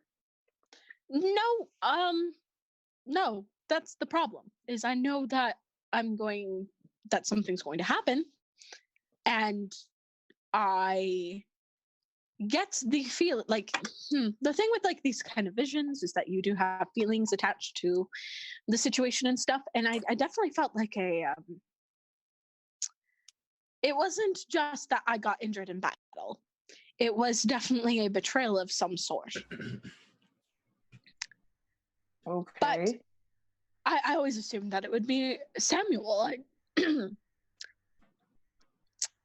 Who else on the ship would want to kill me? Like, what have I done? Have I not I been good? haven't done anything, but people can be ambitious. Ambition. Okay. So we've been talking a lot about Oliver. So do you think Oliver wants to kill me? Oh, no. I wouldn't say No. Oliver would want to kill you, but No. Oliver also is opportunistic. Okay. So if the opportunity arises for what exactly? Becoming captain? He would be a horrible captain. Ooh, I don't think he wants to be captain. Well, what do you think, Zoe? Ooh, I don't think it's Oliver. I think Okay. I think Oliver would be hired to kill you, possibly. But He wouldn't turn it Oliver. down. Okay. Okay. So what you two are suggesting is that Oliver is at least conspiring against me? For sure? For certain? I wouldn't put it past him. I really don't like that. Enough gold, yes. Because he's the... Oh, God, that gold. You're right. Zoe, And, you saw the gold, didn't you? Ooh, lots of gold. Lots of gold. See? A lot. There's a lot. So you told me you didn't take any. Tiny nuggets. Shiny. Ooh, shiny. Puts it back. All right. So Zoe Like did I take something said, from the bag and I didn't see it. Like I said, I never saw him at the taverns. Okay. Well, I mean, he told you that Samuel was at least commissioning the gun. What about, have you had the chance to talk to Deidre? Yes. Did she say anything? Deidre's concerned with the ship. As usual. I mean, yes. Deidre does find you a bit burdensome, though. I think Deidre finds everyone burdensome, to be fair. She was quite specific. What in the world did I ever do to her? She thinks you talk too much. Well, dear God, never put that woman in a tavern. No. I don't think Deirdre would go near a tavern. Exactly. All right. Well. And would Deidre have enough gold to give to Oliver? I wasn't expecting that Deidre would be the one to commission Oliver. That's not what I was suggesting. I was just wondering if Deidre was like in on something. I don't know. There is something going on. It's hard to tell with your brother because he's annoyed by me in general. Yes, well, you tend to be a bit forward around him. I have noticed. Yeah. Because when men like to act tough, the best way is to just get under their skin. And it is so easy to do with Sam. And it works? Have you actually... You know what? Never mind. I don't want to know. Have I ever what? You know, get under his skin. If you know what. Are you talking about have I betted him? Well, you don't. I mean, never mind. No, I haven't. Oh well. Okay. Sorry for. You know what? Never mind that. I'm just stressed. I'm overthinking things. We're about to enter the storm. Uh, Did you hear about the perhaps bats? we have better things. Oh yes, the. mm, I think I've heard something about that in passing. Um, so I mean that will be a problem. Oh, and one more question. Yes. Your brother says he's gone underneath. The Neath, yes. Did you go with him? No, not in that particular time. I think that was before we started working together. He mentioned madness. Oh, yes, it's typically explained that, you know, if you stay in the Neath too long, that you can go mad. Um, many frequently do, but there's many ways to drive you mad Those in are this place. bats of unusual size. I get okay. I'm coming down. I'll come out and tell you the plan.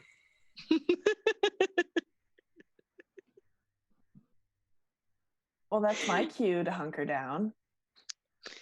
Right, as well as mine. All right, time to prepare for the storm. Let's get the show on the road, for better or Absolutely. worse, and hope that I don't end up murdered at the end of it. So with that, yeah, the rain has started to fall onto the ship. The sky is always dark, but darker still with the thick fog of clouds. It is impossible to see the full deck of the ship, just because these clouds are so thick and dark. You can hear the thunder echoing around you, and you are being assaulted by bats. Samuel is actually on above deck, with his gun, trying to take pot shots as these bat-like beings swoop down from the skies. What are the rest of you doing at this time? Trap 1 that Deidre had planned goes off. Mhm. So, as kind of like just nearby, makes it a lot easier for him to shoot.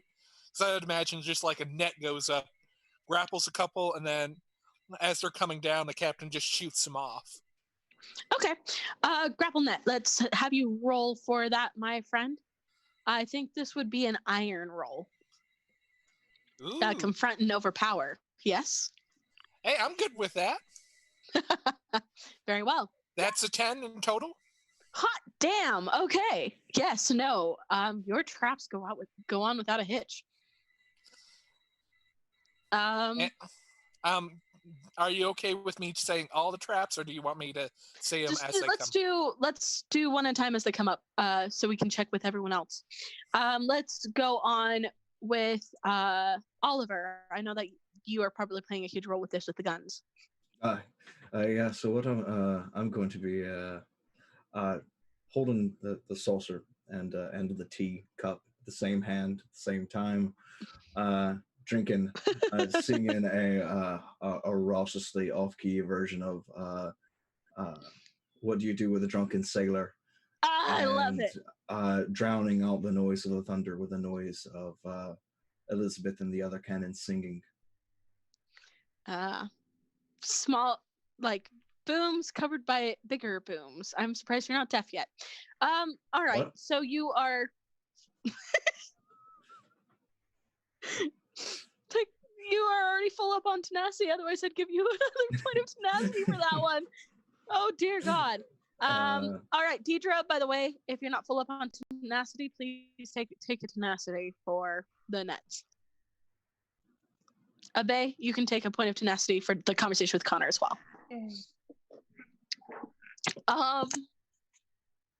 So, Oliver. Yeah. If you are shooting at the big bats, go ahead and roll iron. I'm gonna assume this falls under gunner as well. Yes. So. Cool. Oh my. Oh, maybe I had a little bit too much today. So that's just going to be a 5. A 5. All right. That is not enough. That's As fair. they are swooping and diving and everything, it would be a lot easier with, a pistol or, say, the nets. So, take a point of peril, Of course, that's no problem. and a bat lands on one of your guns. With this thing up close and personal, you're actually able to see that they're somewhat humanoid, which is bizarre. So they have like small arms as well as like little legs, as well as their wings and stuff, and it shrieks at you. You are in danger, my friend. All right. Will you use tenacity to get out of danger? Explain to me the system real quick. Okay, so when you fail a roll, you take a point of peril and you are in danger. You can use a tenacity to either one, lower your peril, 1 per 1 point, or to get out of danger. And once you are in peril, you will be in danger. That's typically what happens. Okay. So if I use 1 point to get out of peril, will I then be out of danger? No. Okay. Then I will use. It just means you can act, because if you are in danger, you cannot act. Oh, goodness. Then I will use a tenacity to get out of danger. All right. So you I imagine with this thing on like landing on all fours on your gun, probably Elizabeth, right? And just shrieking at you. You scramble back and fall to the ground, but you're able to get to your feet. What do you do? Do you get out of there? Do you continue firing? No, God, the rest of the ship is a lot more dangerous than where I'm at. So I'm going to pick up that pretty pistol that I was working on and bust a cap, as some of the youth would say. Excellent. All right. Go ahead and roll iron then. All right.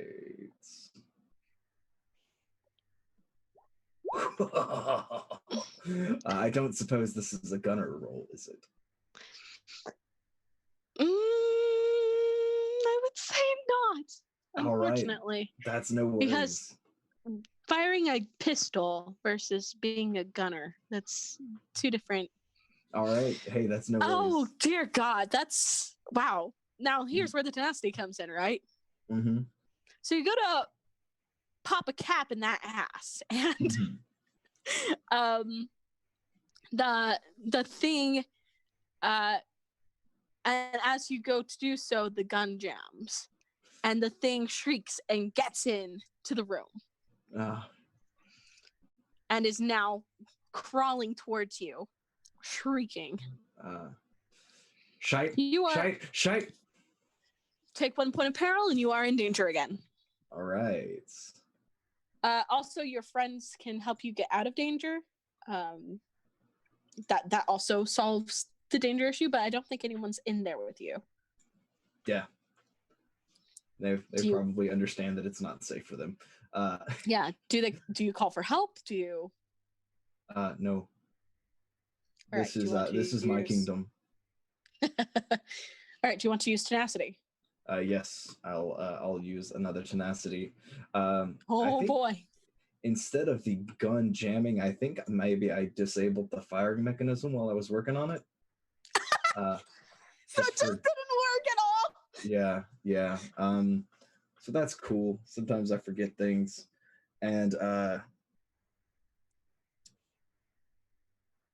I'll pull out a blunderbuss that I have in the corner. Oh, nice. Yeah, so we're not playing around anymore, and I'll try to unload. All right, we will get back to you in a second. No worries. Let's see what everyone else on the ship is doing. Sure. Zoe, where are you? With the captain. Which captain? My captain. Oh, Captain, my captain. Okay. Abe, what about you? Probably in quarters, somewhere safe. Okay. So let's let's do Abe first. So it turns out that there's a lot more bats than expected. Okay. Since Oliver has been, well, kind of in a pinch down in the gunner's room, you notice that the cannons have stopped firing. And you start hearing things outside the window Oh dear. thump against it and shriek. I look out the window. And what do I see? Popcorn popping on Popping on the the apricot tree. No. No, fuck off. Okay. There are 2 bats at your window.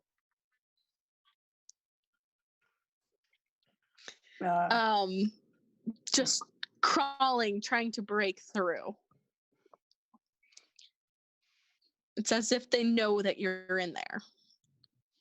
Okay.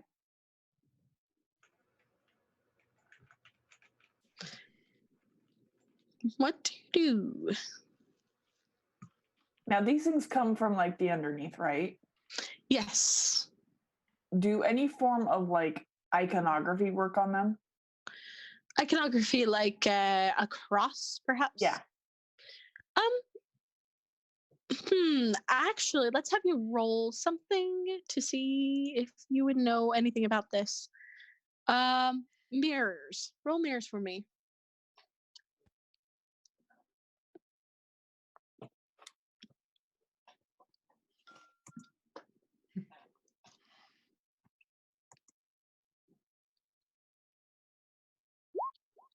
And that one.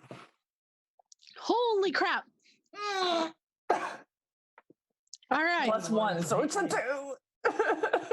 You are trying to investigate and discern. So you're wondering if a cross works, and you believe that, yes, actually, absolutely. I believe that. I read something about that. Let's try a cross. Great. Great. I grab a couple. Maybe I have one in my room. Sure. Mm-hmm. I grab that. mean, you probably run into demons and devils on occasion, so. Yeah, I grab a cross and I put it up to the window. They hear you go book against the window, and then an arm breaks through. You are now in peril. Yeah, you are in danger. Take 1 peril. All right. Okay, so can I use my tenacity to get out? Mhm. All right, I'll use a tenacity. What do you intend to do? I have no idea. Are you gonna try to get the fucky or Get the what? get the fucky out of there? Yeah, I'm gonna get the fucky. I'm gonna scream very loudly. And then I'm Okay. gonna get the fucky.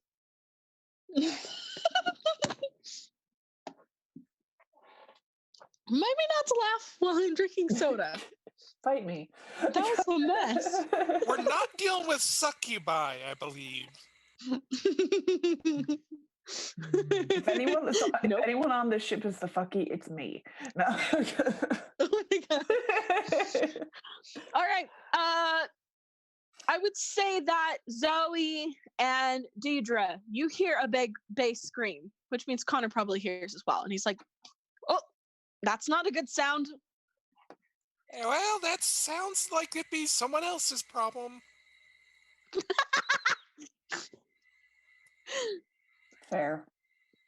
Ooh, I'll help. All right, Zoe, go check on that. He Connor starts fumbling with a locked drawer. Off.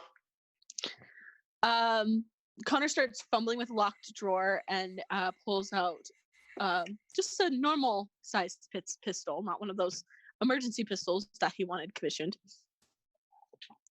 And then he pauses for a second. And he's like, "Oh, that's where my pocket watch went," and he sticks it in his breast pocket. You dumb bitch. Anyway, Hey, don't insult my handiwork here. That's a finely crafted artisan's tool. yeah, but his brain ain't. Well, Hey, it's not like he put the thing in the pocket. It was by their own choice. Mm-hmm. He could have, not done anything. He doesn't think about the fact that, oh, this is missing and it might have a tiny bomb in it. Who would think that? Anyways. Oliver would. fair. Exactly. But Connor has not. There Oliver's wasn't also enough paranoid. information. Anyways. So, Deidre. I want to argue, since this is a trap that they engineered, Okay. by pulling the lever, they end up releasing a couple of buckets or barrels worth of the seagulls and pigeons that the captain has killed over time. Yes. And roughly, like, it's just, yeah, roughly, so that way as their ship is moving forward, the blood will get released and go behind them and hopefully draw all those bats away from them as they're moving. Oh my gosh. Oh, wow. I would say that this is a veil move, my friend. You're trying to misdirect them, try to get them away from the ship. Well, is it, because again, it's engineered, right? Yes, so you can roll, with a...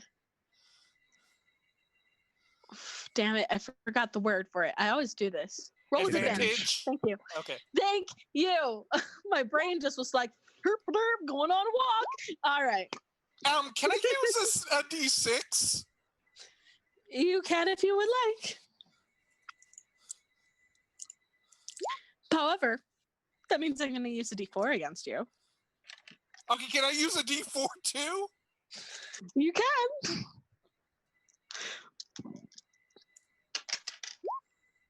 That's -4, friend. Okay.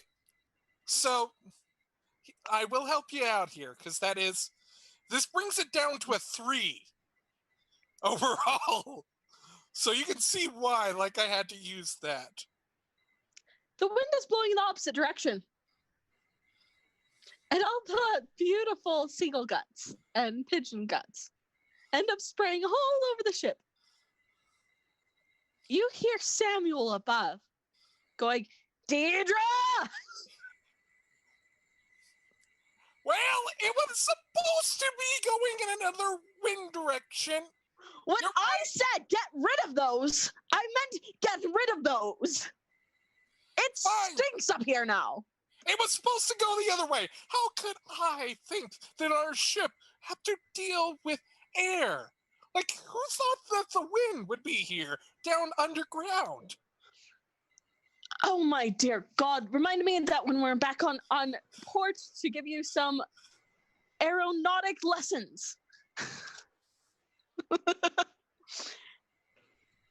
So, yeah, that trap didn't quite work, and they are a little bit more agitated.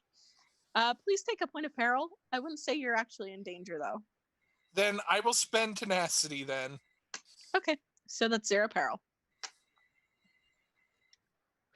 All right, Zoe.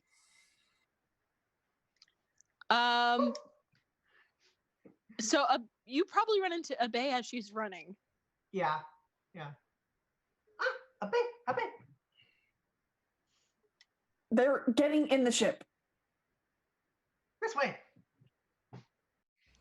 And where do you take Abe? Zoe? Back to the captain. Okay. Oliver, you're in a bit of a pickle. A small amount.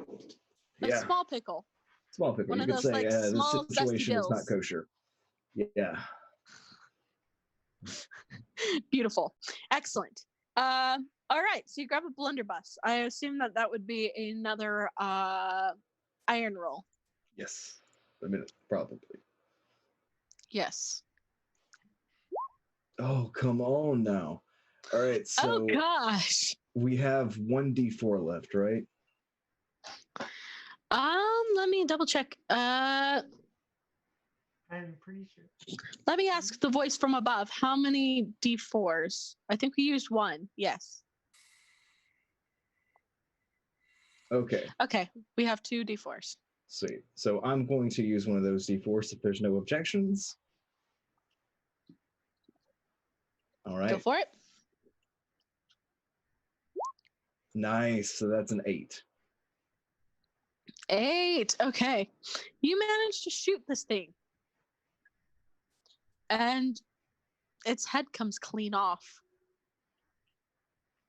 I quickly done. move my teacup so it doesn't get sullied.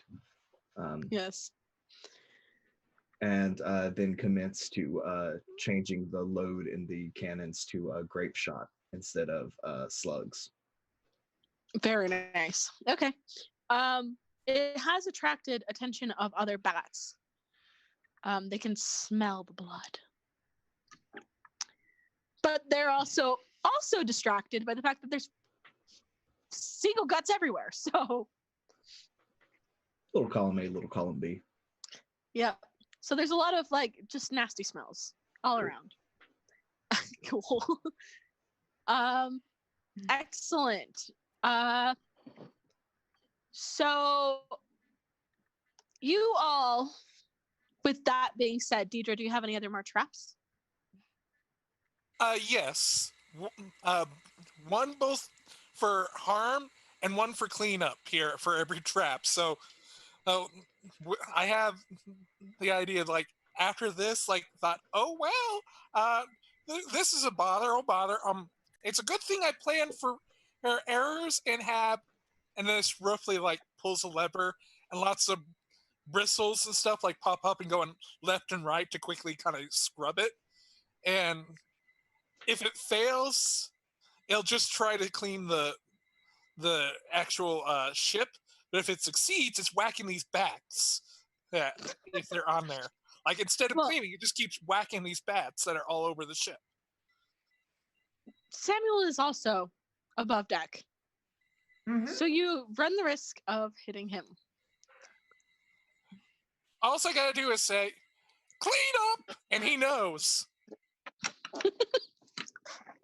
He calls down and he says, you do realize that we're in torrential rainfall.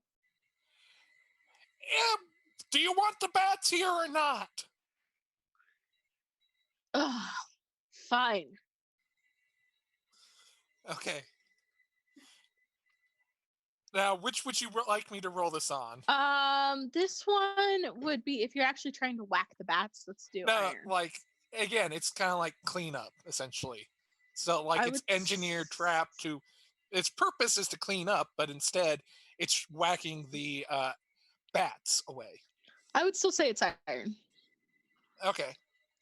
Would engineering apply? Yes.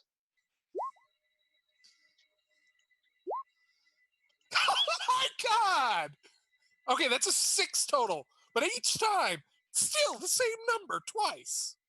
Okay, so the bats managed to avoid your brushes. They're not that stupid. They're mostly sticking to the air. So, regardless, it doesn't really add to your peril roll. At least it's helping clean the blood away. However, you can take a point of tenacity. Same with you, Oliver. Excellent. All right. With all of your efforts combined, Abe, Zoe, let's have you do one more roll to make sure that you get out of the way of these bats as you're heading back to Connor's room. What do I roll? let's do hearts. Hearts. Hearts. You're trying to endure. You're trying to run fast. Okay. Mm. Can I use a D4? Mm, 7 plus that's 9. entirely up to you guys. Anyone have any I objections? got a 10. No, I got 9. Okay, I'm using a D4. Okay. All right. So that's 4 plus that's 7, 9. 9 total with the D4. 1 of 4 on the Okay. D4. So you both managed to outrun the bats going up the hall. Samuel, the rainfall is starting to get so intense and the wind's so intense. Samuel is actually concerned about being blown overboard. Luckily, he has tied a rope to himself. He steps down onto the stairs and sees both of you running past, being followed by 2 bats, and just bang! And their heads explode. So with all your efforts combined, you're managed to take care of the bat menace. They fuck off soon enough because of how bad the wind is getting. It becomes impossible for them to continue to fly after you. However, now you have the issue of the wind. Deidre, Yes. engine's getting hot. See, again, I can just pull the lever. They should be just a window over to the actual area. There's roughly a big like funnel out of what looks like some used pool equipment to Okay. help add additional water to help with the cooling. And as it's doing this to start cool, it's doing an additional turbine. A couple of these like hamster wheels. So basically, Rube Goldberg machine is what you're Yes, and at one point there is a little bit that's being using the extra flame that does come out in the process. There's a bit of saying. Okay. popcorn that's being popped. So you've got a huge Rube Goldberg machine. This would count as an engineering role. You are trying to endure this storm. So roll hearts. Why is it all being the things that I'm bad at?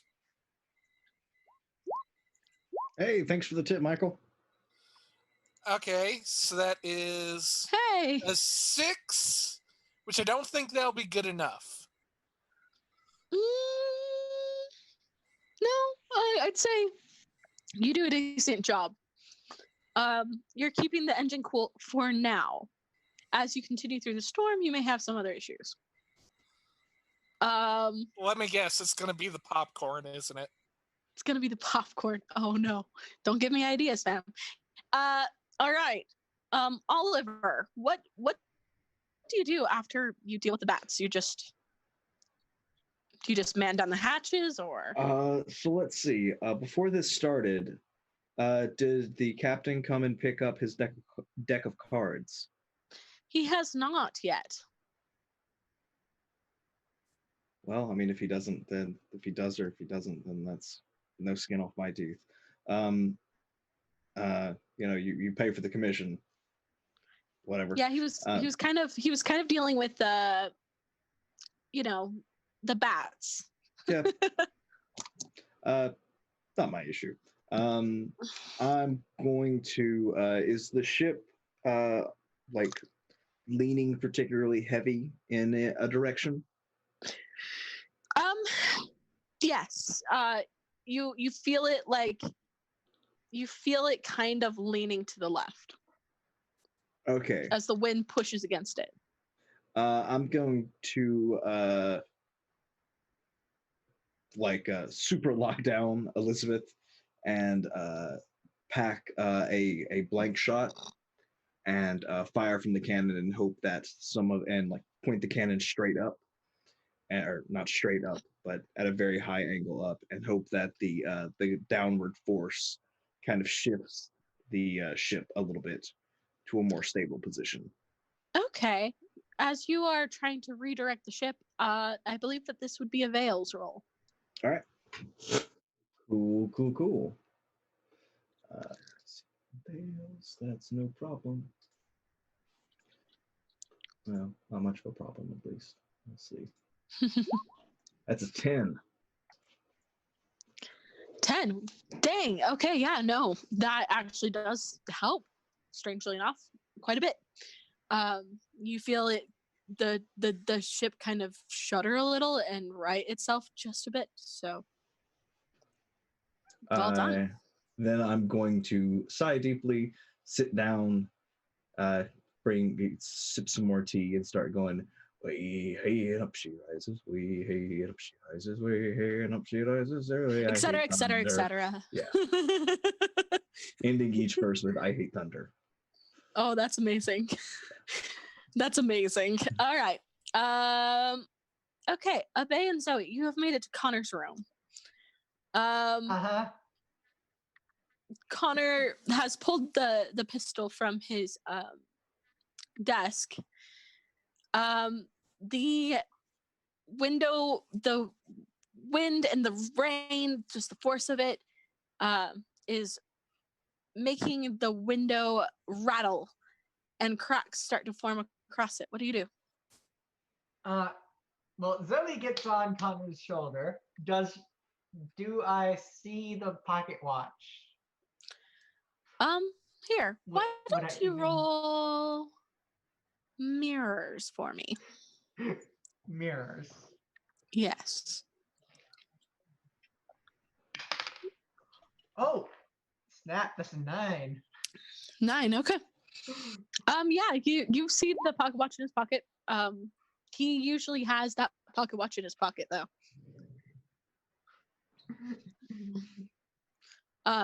You know that he wasn't with it earlier today, Yeah. but it's back, and this is you're used to it being there. Ooh, shiny. Not right now. Connor does like tap your hands. So he's just grabbing for it. Go ahead and do iron for me, Zoe. Oh, are you kidding me? That's a 7. Because I rolled an 8. I have a -1. Okay. Yeah, that's not enough. Since Connor's like 1 bigger, knows you're there. No, he manages to keep you away from his pocket. Abe, what about you? Abe is going to see the cracks, shout, "Get down," and grab at Connor to pull them both down. Okay, that's iron.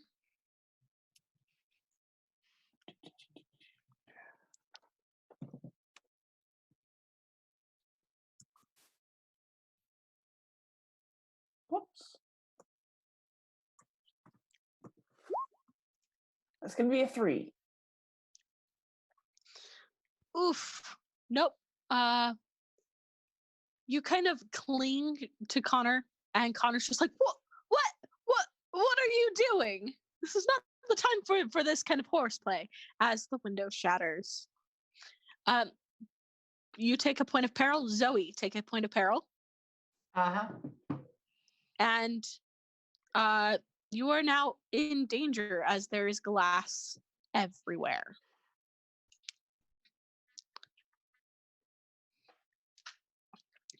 So it makes it hard to act next turn. Do you guys want to use a point Yes. of tenacity? Yes, I'm going to use point of tenacity. Okay. So now you can move around. What about you, Abe? Do you want to use a point of tenacity? No, because I don't know where I would go. If there's glass everywhere, then okay. I mean, Zoe can help you get out of danger as well. okay. Zoe, How are you going to help the situation? So, Zoe's going to.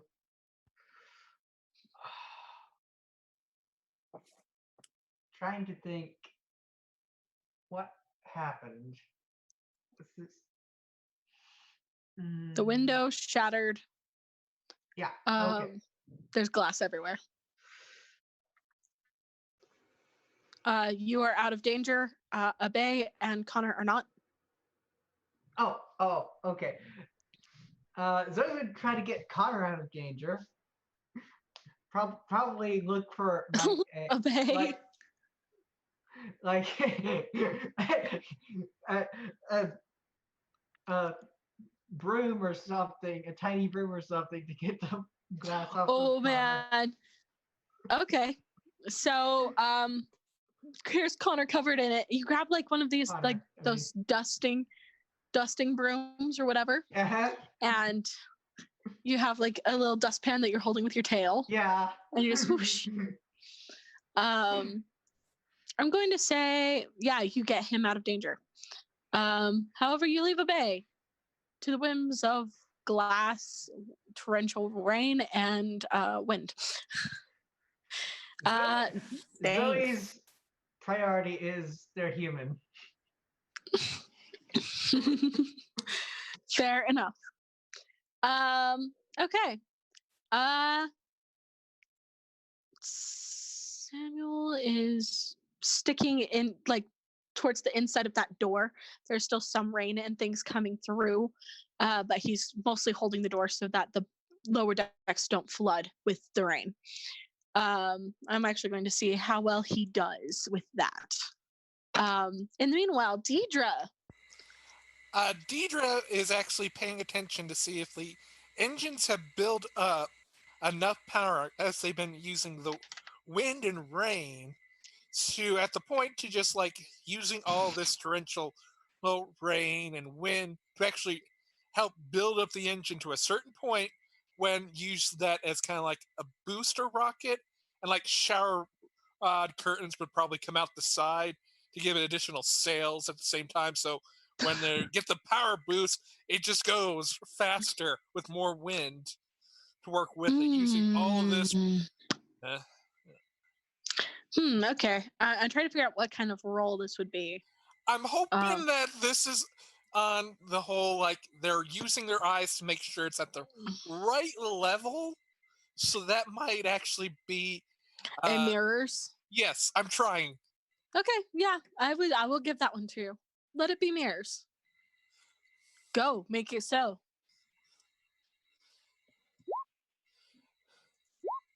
Okay, so that's 12.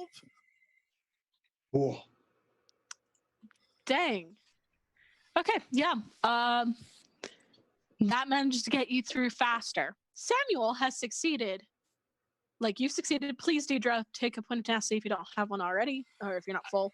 Yeah, and roughly she's gathering up the popcorn and getting them in little bags to deal with the excess heat, so that after this is all done, everyone has their own little bag of popcorn. Incredible. Thanks to you, you're actually getting through this part of the storm fairly easily. And Samuel manages to hold the door for the most part. He gets kind of battered by the wood as the wind tries to push it in on him.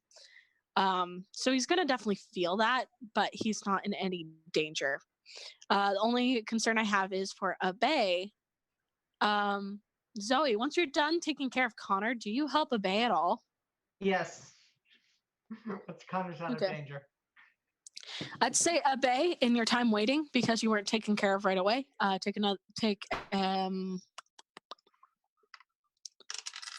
Please Tenacity? take. Yes, please take 3 points of peril. Ooh. X. I've been very, very lenient with peril so far. You can use tenacity to replace your peril, though. Okay.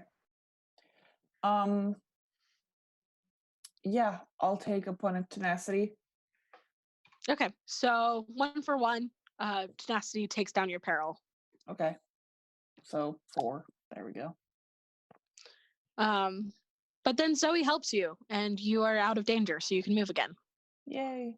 Just clears the path of glass, and you're actually led out of the blinding rain. Okay. Connor's like, oh, my books, they're probably soaked. Dear God. Hopefully there's some sort of fan or hair dryer I can use. Anyways, that's not important. You managed to break through the clouds, and everything becomes calm. I would like everyone to give me a mirrors roll. Mirrors roll. Yes. It's gonna be good. Ooh. Yay.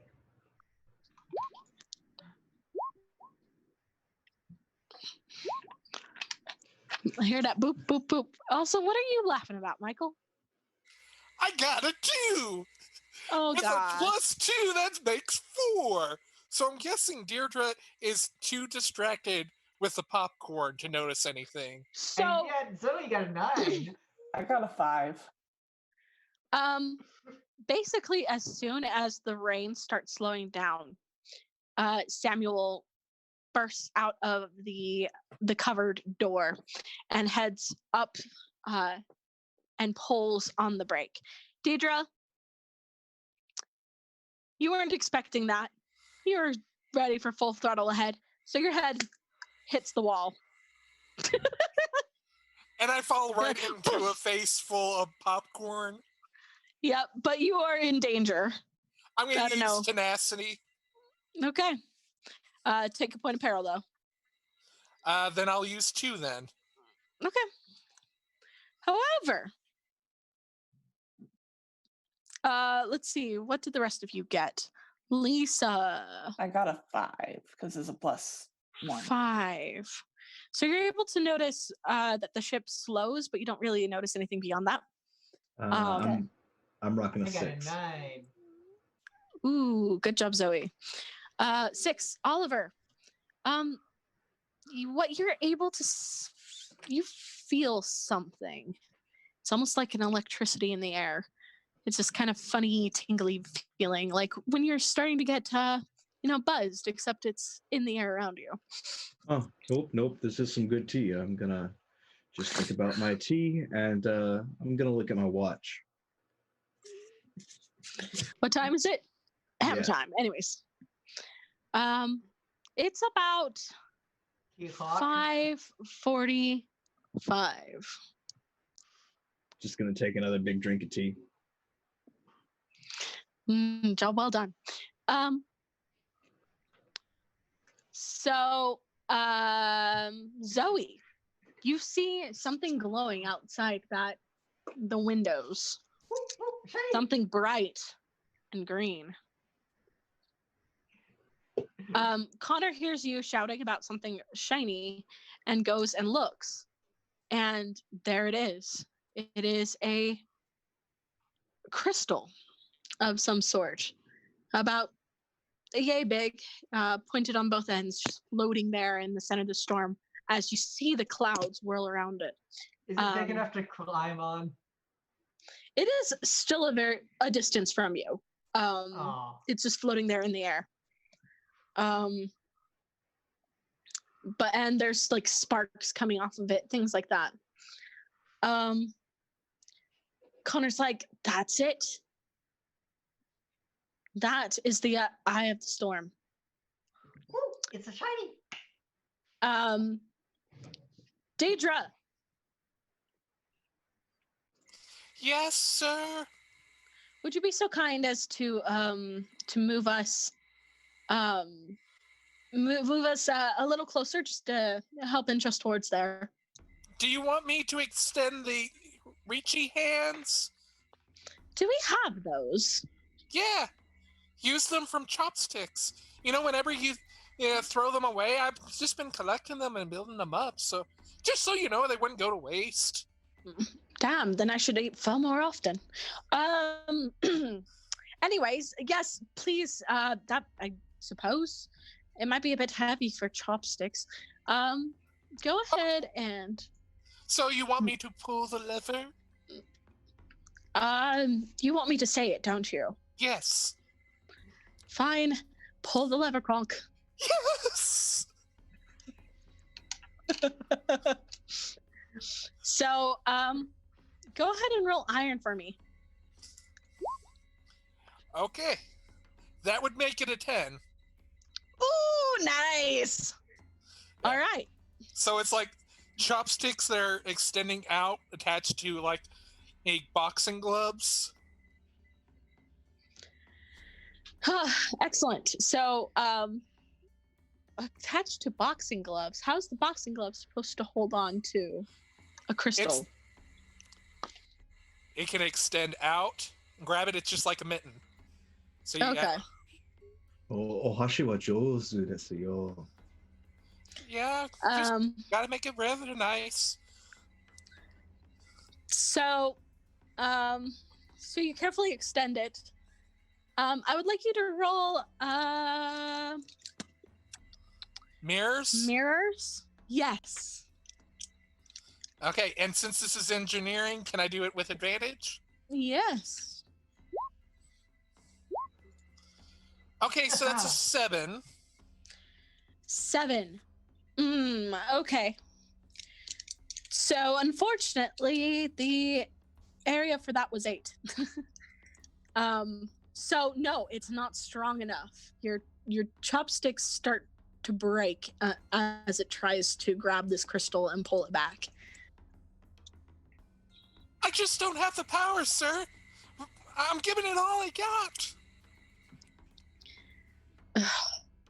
So, Samuel calls down. He's like, "What in the world is that? Just move us closer."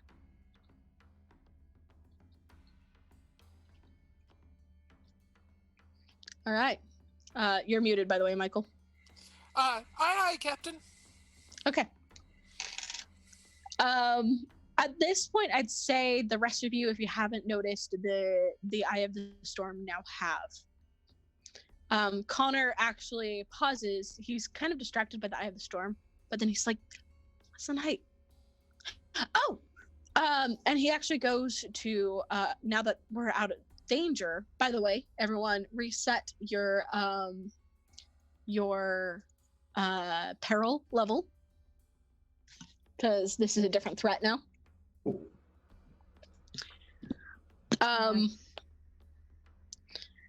We all And- reset it? Yes, Okay. we are out of the storm. There's whatever threat that comes next is different.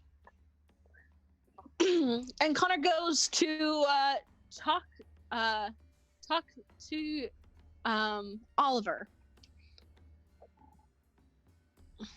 It's like, "Oliver, sorry I didn't come sooner. There was bats and, well, do you have that little pistol?" Ah, yeah, I've got that. I've got that for you. Yeah. The cards. Okay. I mean the cards.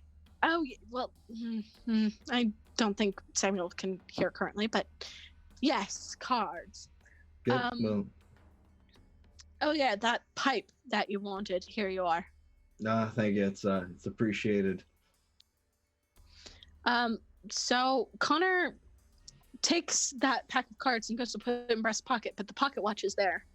So, And so, Mr. Connor, yes, what do you do when you're dealt a bad hand? when I dealt a bad hand, Do you keep playing or do you walk away? Good question. I would say that I would keep playing. I mean, it's the idea of it wouldn't exactly be fun for the other people if you walked away. Maybe just bet less. So you're not a bluffing man then, are you? I'm afraid not. You don't. All right. Well, just remember, sometimes fate hands us a weird one. Okay.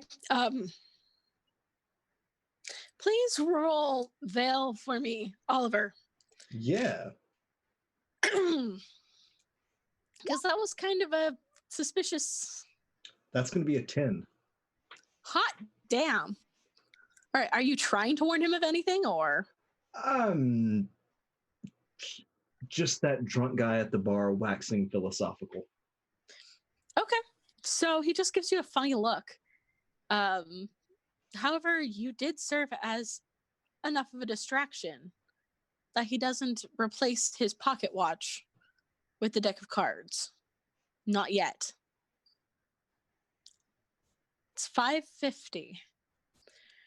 You start moving in closer to the crystal. Deidre, please roll mirrors for me.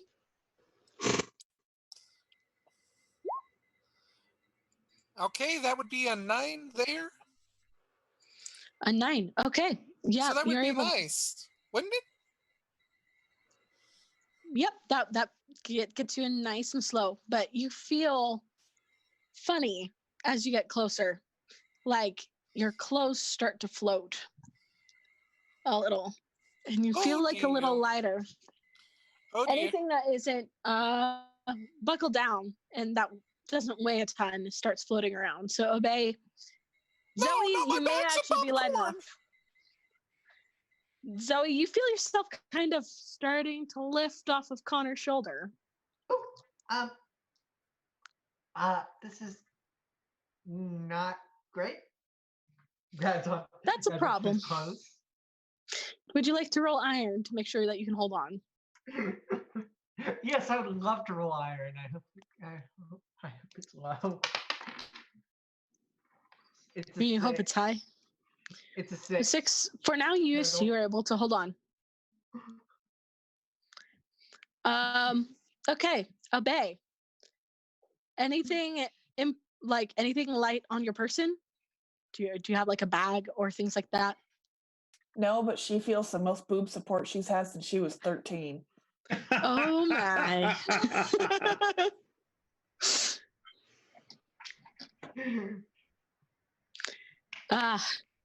Yes, your back feels a little lighter. Yay. You're like, wow, all right. I've forgotten what it felt like to not have weight on my back all the time. So Connor actually heads outside to the deck. Samuel is also there, watching as they move closer to the crystal. And can I say something to Connor? Sure. Connor, this is amazing. You found it. When you write it down, what time is it? When I write what down? That you found it. I would say that it's 5:53. Okay.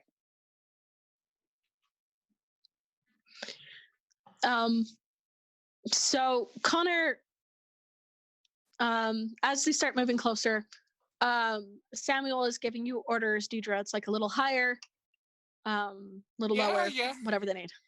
And along with that, she pulls another lever, just to be prepared.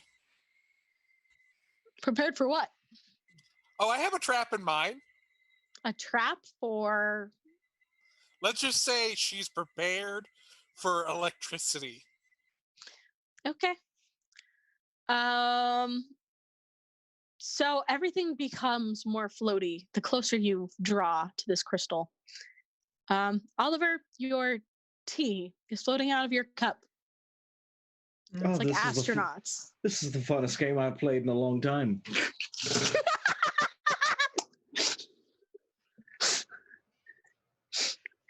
I would imagine. And much like me, Oliver does have a large bushy beard, and so I'm sure it just gets stuck in his baleen. Like these bubbles of like tea, just like sitting around. And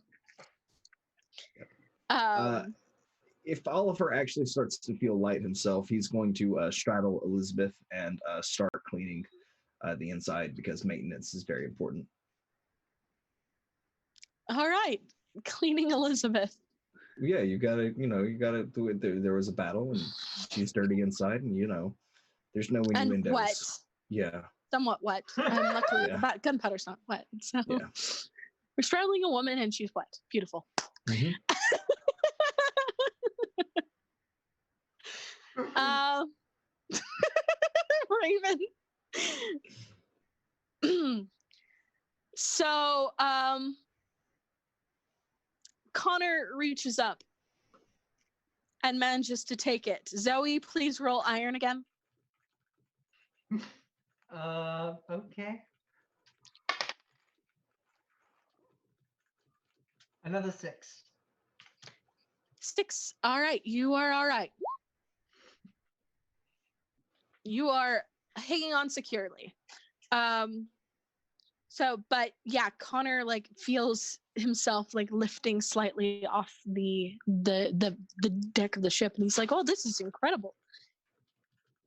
And Samuel's like, "Here, let me see it." And Connor hesitates and looks at him, and he's like, "Let you see it." And Samuel says, "Yes, let me see it." All right then. Here, listen. Let's take this inside so none of us lift off the deck. They both so they both head towards the deck. It's 5:56.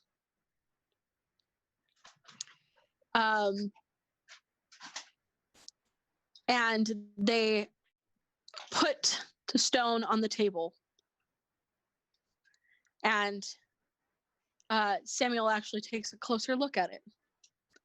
There is a little bit, like you all feel static electricity course through the room, but it's nothing like particularly difficult. Connor's like, well, then we should see about heading out of this storm. And he turns to head down to talk to you, Deidre. It's like, all right, Deidre. Yeah. Package is secured. Time to head back. Okay. So, warning: we are prepared for electricity, so have your metals secure. Okay. Are you planning on like zapping us, or planning for the stone to zap us, or? I'm prepared for zapping either way. All right, just don't tell that to Oliver. Elizabeth, you are always my favorite. The other cannons weep silently. All right. Zoe. Uh-huh. I need you to roll iron one last time for me. Oh, and it's a 6 again. So it's A 6. That's not quite enough this time. So actually, give me 1 second. I will figure out how much peril you need to take. You'll take 1d6 points of peril, and you'll see why.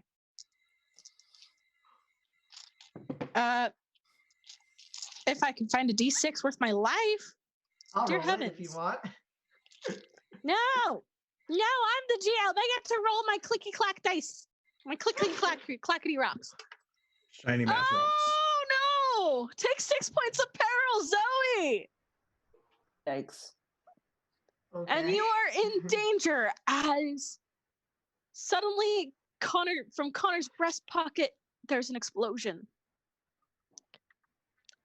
It flings Connor back. Deidre, you are witness to this. I'm not going to do the sound Zoe makes, but Zoe makes a god-awful scream. But yes, Zoe, you are flung off of Connor and hit the wall. And Oliver's so surprised. I just got this clean! As Connor lies on the deck, there's blood everywhere. Well, do you want me to keep the body for later or not? You hear Samuel say, "Please be rid of it." Okay. And just we'll grab it and start to just throw it off. Obey. Do you hear any of this? I mean, probably. You're seeing as Deidre's shoving Connor's body out the window. What the hell are you doing? Dead body, just cleaning up. What do you mean dead body? Explosion, mostly clockwork related. I'm sorry, explosion. What exploded? What exploded? What the fuck is going on? As you can see, as I'm getting rid of Connor, he exploded. Now, this could be worrying about the details, but I think it's better we just get cleaned up and get on going. No sense in worrying about it. Sorry. Deidre, honey, I know you're not a human. People don't explode at random. No, but my problem right now is cleaning it up, not figuring out who killed him. What? Abi's gonna start crying. There. Don't touch me, Deidre. Well, what else? What other human reaction am I supposed to give other than a there, and pat on the back? Okay, we're not talking about human. Abe and Deidre both roll mirror for me. Can Zoe also roll mirrors? Yes. That's a 7. Yeah. 7. Like, again, I don't think of it as a good thing, but it's not really that bad. It's not as though it's any 3. of us that mattered got hurt. It's not 3. like you got hurt. Oof. Like, now, Deirdre, I'd be very angry if it happened to you, but it did not happen to you, so I don't see the real worry here. What did Zoe get? 7. Okay. No. You, as far as you know, Connor's dead. Everyone matters on the ship, Deidre. Can I get D6 on that just because? Well, that use is a D6 on correct, that. certain, and point of view. So, Where the hell is Samuel? Make that a 10. I would think I with use a the D6? shiny thing. Of course, he's with the fucking shiny thing. And Now, do you want to deal with him or help me clean up? leave him where he is for now. Fine, okay. Captain says don't get rid of the body. You say I'll put it in the barrel, okay? That way you're both happy. Wait, the captain? Yeah. You? Yeah. Who do you think's telling me to clean this up? Oh, hell no. Annabe's gonna storm off. Mhm. Is she gonna go talk to Samuel? Yep. So Samuel goes to talk to Oliver. He actually has the crystal in hand, well, rather floating above his hand. Zoe, how are you doing? So I actually did use a D6 on that. Made it a Okay. 10 instead. Did we have an extra D6? We did. Okay. Okay. So you see it very faintly. You see Connor's chest rise and fall very, very faintly. Connor's not dead. Zoe runs over to Deirdre and it's like, no. No. Okay, I'm putting it in the barrel. You don't need to help. It's fine. He's not dead. He's not dead. Well, either way, he in the barrel be fine for right now. You go get the medical supplies if you're so secure. He'll be safe in the barrel for now. Okay? This way, if he leaks out, it's all in one area. Yum. Zoe, do you go off? Yeah. Zoe would go get bandages. Yeah, after Deirdre puts him in the Okay. barrel, we'll just be I- cleaning up the blood and such. Probably the whole med kit. Samuel comes, knocks on the door. Oliver. Hey, It's like, so he steps in. Good work. It sounds like my brother was taken care of. I did hear the I did hear the boom. And just about how shit-faced are you right now? Well, it depends which of the three of you is asking that question. Forget I asked then. Oh, wait. You probably will. Regardless, that means that there will be a change of management. I'll wait until you're slightly more sober to discuss the details with you. It's appreciated there. I look forward to all four of us having a conversation in the morning. Well, we still need to brave the storm the other way, but I suppose we can wait here in the eye of it until we are able to get some rest. Deidre, please use mirrors for me. Okay. Yeah. What is it? And it. Okay, so that'll be a 9. A 9. So you see it. Things are quiet for a while. Samuel gives the order that they're going to sit tight for a bit. Are you sure? That doesn't seem. I feel like if we leave now as quickly as possible, whatever bad thing that's going to occur as we leave doesn't build up. Samuel says we have the eye of the storm now. We'll be safe. Regardless, Oliver is 5 sheets to the wind, and I'd rather we rest before we try anything. Fine, if that's what you want. Now, I got complaints, so I just put in the bucket for right now. Dump it out the window. Hey, I've gotten 2 no people to say no right now. Who is the captain, Deidre? I agree with you, but hey, I got one person telling me it's dead. I got one person telling me alive. I got one person saying don't get rid of it.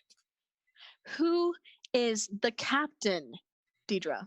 I agree with you in principle. It's not about agreeing with me in principle. It's the fact that I'm in charge. Well, are you? I am now. Are you sure? Because I would think that the fact of like you blowing up a brother that has the legality of removing you from office. Says who? Under what law? Are you arguing the fact? Law? Well, 1, we're not pirates yet. 2, are you sure? Do you want to end up like him? Hey, this is how you end up. I'm okay like with that. Yeah, as long as the ship's fine. Dump my brother out the window. Okay, fine. I will get the bucket dumped. Good. At that point, Abe, you probably find him. I believe you've told us many times conspiring against a captain is treason, or threatening a captain is treason, or anything against a captain is treason. Right? Well, this is a family business. I'd rather you stay out of it. Unless you want to end up like him. Oh, that's fucking rich, Cupcake. Are you threatening me? Oh, I would never do such a thing, just like you would never kill another captain, would you? Well, now there's only one captain. And But either there were way, two I when am you killed still. one. Either way, I am still captain. So either you follow my orders or leave. Oh, leave. That's rich. We're in the I can middle of a have goddamn Deidre dump. hurricane. I can have Deidre dump you overboard as well. Oh, I'm aware. Are Men you like need you me love back to. again? No, Deidre. Okay, bye. You're not Listen, the I only don't. person people listen to. Shame. All of a sudden, Abe, I would like you to roll mirrors for me.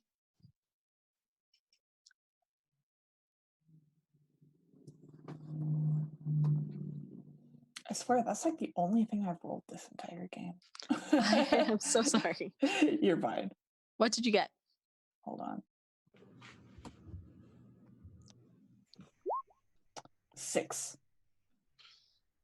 6. Okay. No. You are. Let's roll 6 points of peril. And you are in danger. Of course I am. The crystal glows and electricity forms around it.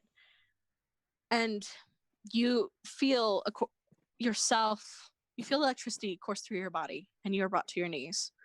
Samuel's like, we're having a change of management and a change of purpose. With this, we can take on much more than just trinkets and artifacts. We can take the whole damn city. Would Dildra feel the effects of the electricity at all? Go ahead and roll mirrors for me, Deidre. Okay. That's 11. Hot damn. I'm going to roll a D6 against you, though. That's a 6. Okay, so if you're going to do that, I'm going to do at least give myself a chance here and roll another one. Okay. I thought we only had... So that's only... You take about... turn it into a 5. Okay. Well, so I would say you don't feel it because it was so localized. Regardless, we're going to end it there, friends. With Abe on her knees, Oliver with the promise of perhaps being the new first mate, Zoe panicking over the fact that Connor may be alive or maybe dead. Who knows? Uh-huh. But I had such a good one-liner for Samuel. And Deirdre's getting popcorn. What was? Go ahead and do your one-liner then. This is the only way you've ever been able to get a woman on her knees, isn't it, Sammy? Oh shit! Oh shit! Snaky. Oh damn! So,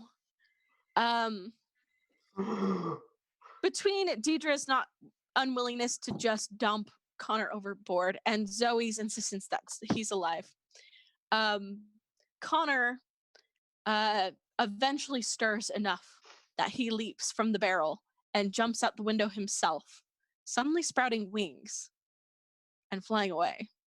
What?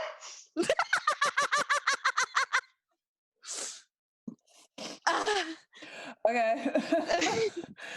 And he escapes as Samuel threatens a new order on society using his newfound god powers. And with that... I'm just saying, Zoe would go with Connor, right? Mm-hmm. Yes! So I guess Zoe jumps out the window after him, landing on his shoulder as he flies off into the storm.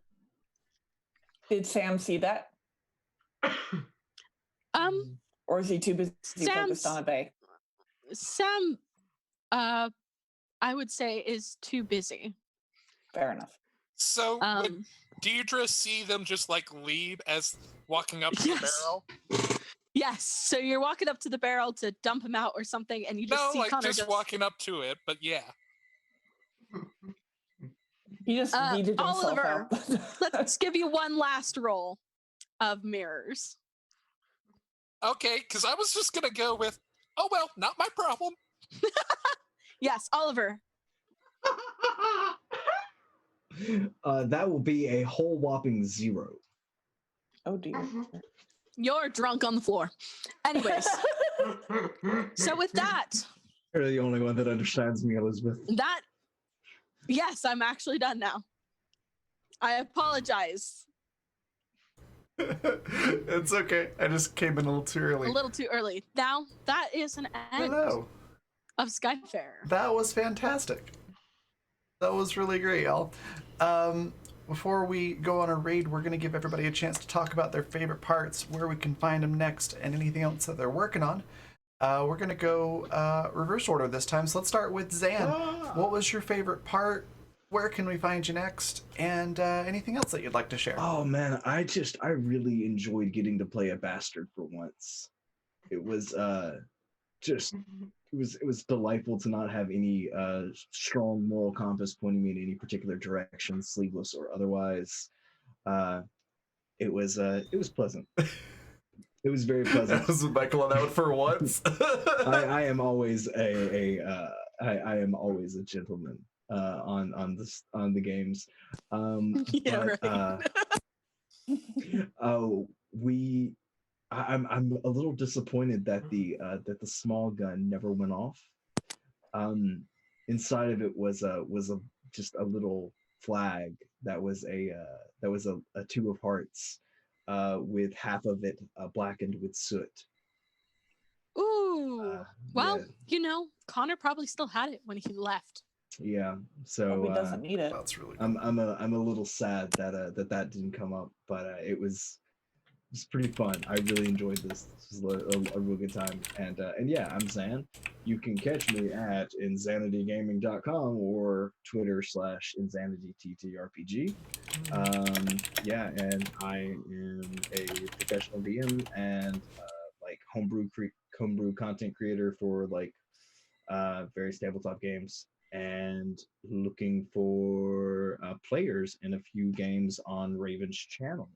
I don't know how full those are at the moment, but I'm looking for players for a one-shot of They Came From Beneath the Sea, a 1960s spoof on B horror films, and a campaign of Monster Hearts 2 that Michael Wayne is also in. Awesome.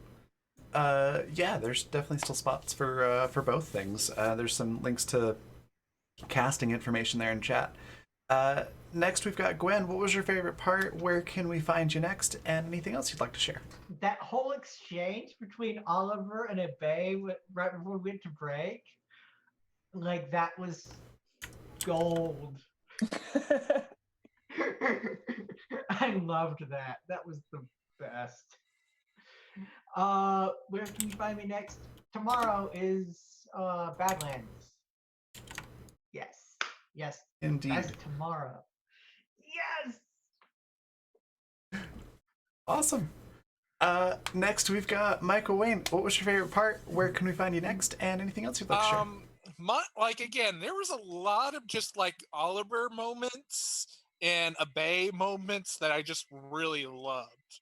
Like lots of just little things, both like anytime like they interact with someone, just enjoyed the hell out of it. And did like the fact that like Zoe only really cared about their human, like a very like assistance help animal.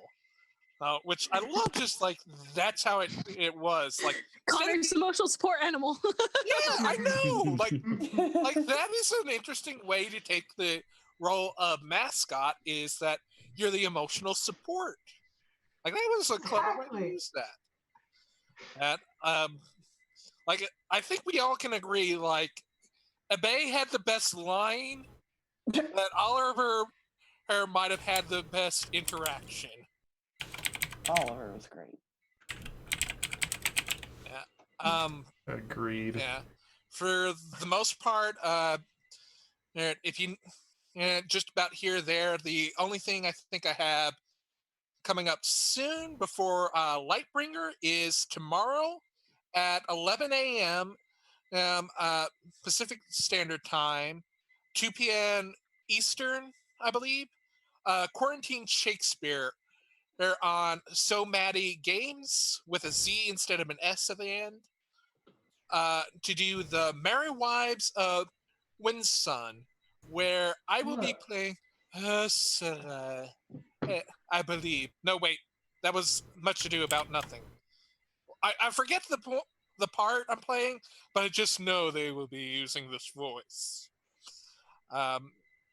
Lightbringer, I think, is Monday, and anything else I'm involved with I can't talk about yet. Remember, we're all in this together. I'm pulling for you. Fantastic. Next we've got Lisa. What was your favorite part? And where can we find you next? Anything else you'd like to share? My favorite part, I don't know, it's hard to pick because of course Oliver was great. It was fun to play a character very different from my normal, where it was pretty obvious that most people thought she was pretty stupid, but she's not. And just acts airheaded. It's just a little bit happy.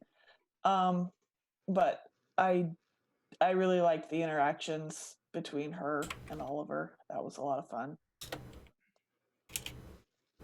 And as for where I will be here tomorrow for Legends of the Badlands, where I will be completely different. And now for something entirely different. Now for something completely different. That's great. And then last but not least, we've got Rowan. What was your favorite part? Where can we find you next? Anything else you'd like to share? Oh man, I just really loved everything with Oliver, especially, and really glad that Abe was there. Otherwise, it would just be a monkey on Connor's side, because poor Connor was losing his mind with paranoia. Still didn't quite succeed in saving him, although he lived. But alas, Abe, you were a huge help, and Oliver, it was just really fun playing the bad guy with you. Oh yeah, no, it was great. Thank you so much. Yes, that was just incredible. Let's see, here's the captain wanting power, and you're working just right alongside him. So fabulous! It was so good, you guys. Thank you. You'll find me. That was fantastic. Thank you. Yes. You'll find me tomorrow. I will be doing Badlands, where I play Vinny Vincent Gonzalez, the Rat Man. So if you want me to see me being like another kind of, he's not a bad guy, but he's definitely an antisocial asshole. Angst bucket. Beautiful. Aside from that, you can find me on Twitter or at my website, which is rowannorthillustrations.org, where I have a whole bunch of art constantly that I'm working on, and to find where I'm going to next be as far as shows and things go. So, yes. Fantastic. I thoroughly enjoyed watching all of this and participating in chat. Thank you all for playing. Thank you, Rowan, for running the game. And also thank you to Michael for the donations, everybody that spent guild coins on plot points and things. All that was fantastic. So thank you all. Don't forget our raid cry, which is there in chat. And we're going to go raid We Are Nerdsmith. Nerdsmith is absolutely fantastic channel. Great group of people over there. If you're not already following them, definitely do so. And don't forget to tune in tomorrow at 7 p.m. Mountain Daylight Time, 9 p.m. Eastern Daylight Time for the next Legends of the Badlands. We're almost to the penultimate of the entire series, so things are really getting intense and awesome. And we got to figure out if our party figures out the way to put everything together where everybody gets the happy ending. So it'll be interesting to see. Yeah, thanks you all for watching, and I'll see you tomorrow. Bye. Hmm.